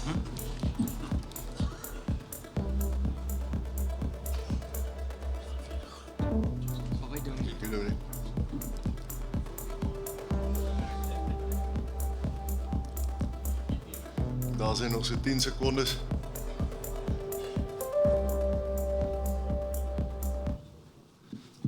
Verkiesings Eskoms, die regering krag. Koos en Oom Kali en David, you got some ideas there. Die volgende vraag is, wat is die grootste bedreiging wat 'n impak sal hê op voedselsekuriteit in Suid-Afrika? Andrei, kan ons die musiek afhou? Die manne gaan sien. Hulle moet vinnig antwoord. Ek het nou so gehoor, David het gesê jy kan argumenteer met die Staatsbank. En ek is baie bly Tobias hierso, soos Tobias sterkte vir teetyd. Ek waardeer baie dat die voorsitter van Landbank hierso is. Dit is 'n duidelike aanduiding van 'n bank wat meer oop is en ook duidelik meer in die rigting staan van 'n vennootskap naby aan ons. Ek dink die droogte en so gaan natuurlik ook 'n groot effek daar sou wees. Baie dankie. Ons sien die droogte en die regering daar uit. Ons is dan die laaste vraag. Hierdie ene gaan ons kyk. Ek wil graag weet wat is die belangrikste impak? En julle moet nou die van rangeer van die belangrikste na die minste belangrike. Ons gaan nou van skerm afgaan. Ons sal nou die resultaat daarso kry. Een opmerking is toe ek laas in landbou was, julle sal sien jy moet nou so die ouetjies kies 1 2 3 4 wie is die belangrikste. Toe ek laas in landbou was het ons nog eers WhatsApp gehad, nee. En terwyl ons nou so gewerk het, kry ek reeds 'n WhatsApp van 'n Johan Kotse daar by Agri SA en sê nee, vergaderings met Hortgrou en Citrus is reeds gereël. Ek moet net opdaag, dis verstommend hoe besigheid al hoe vinniger word. So baie dankie Johan. Ons vat daai infrastruktuur kwessies vorentoe. Dankie Andrei. Chair, I think we can continue with AGCO. We'll show the results as we get back after tea time. Thank you very much, Tobias.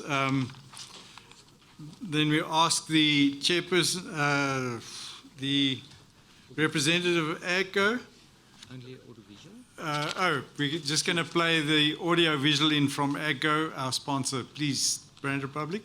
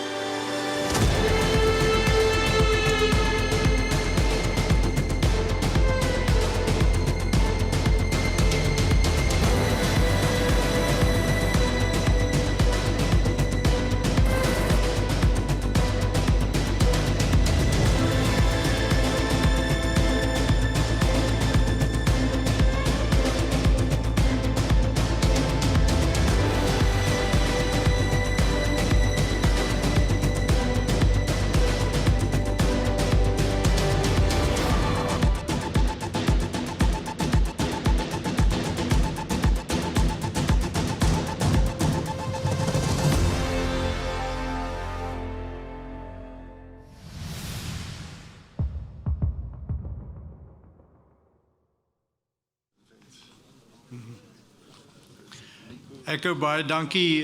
Jy weet, as ek die tipe aanbieding kyk, dan herinner dit my aan my kinderdae se drome. Maar ek wil graag dieselfde uitdaging vir AGCO uitgooi as wat ek vir Beyer uitgegooi het. Maak seker dis vir ons bekostigbaar.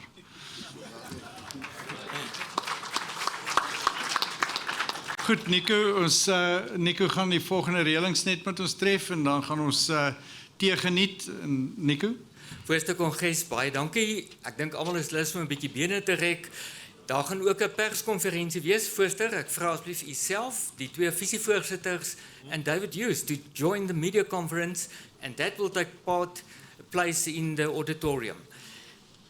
Tweedens wil ek vra vir die paneellede om u asseblief vorentoe te bring. Die span gaan vir u help opsit reg vir die sessie net na die teebreek.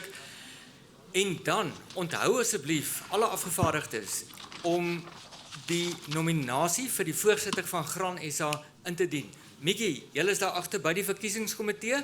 Ons gaan 'n geleentheid ook gee net na die teebreek om finaal in te handig. Maar wanneer u uitgaan, asseblief handig in. Geniet die teebreek. Ons sien vir u ongeveer 12 uur.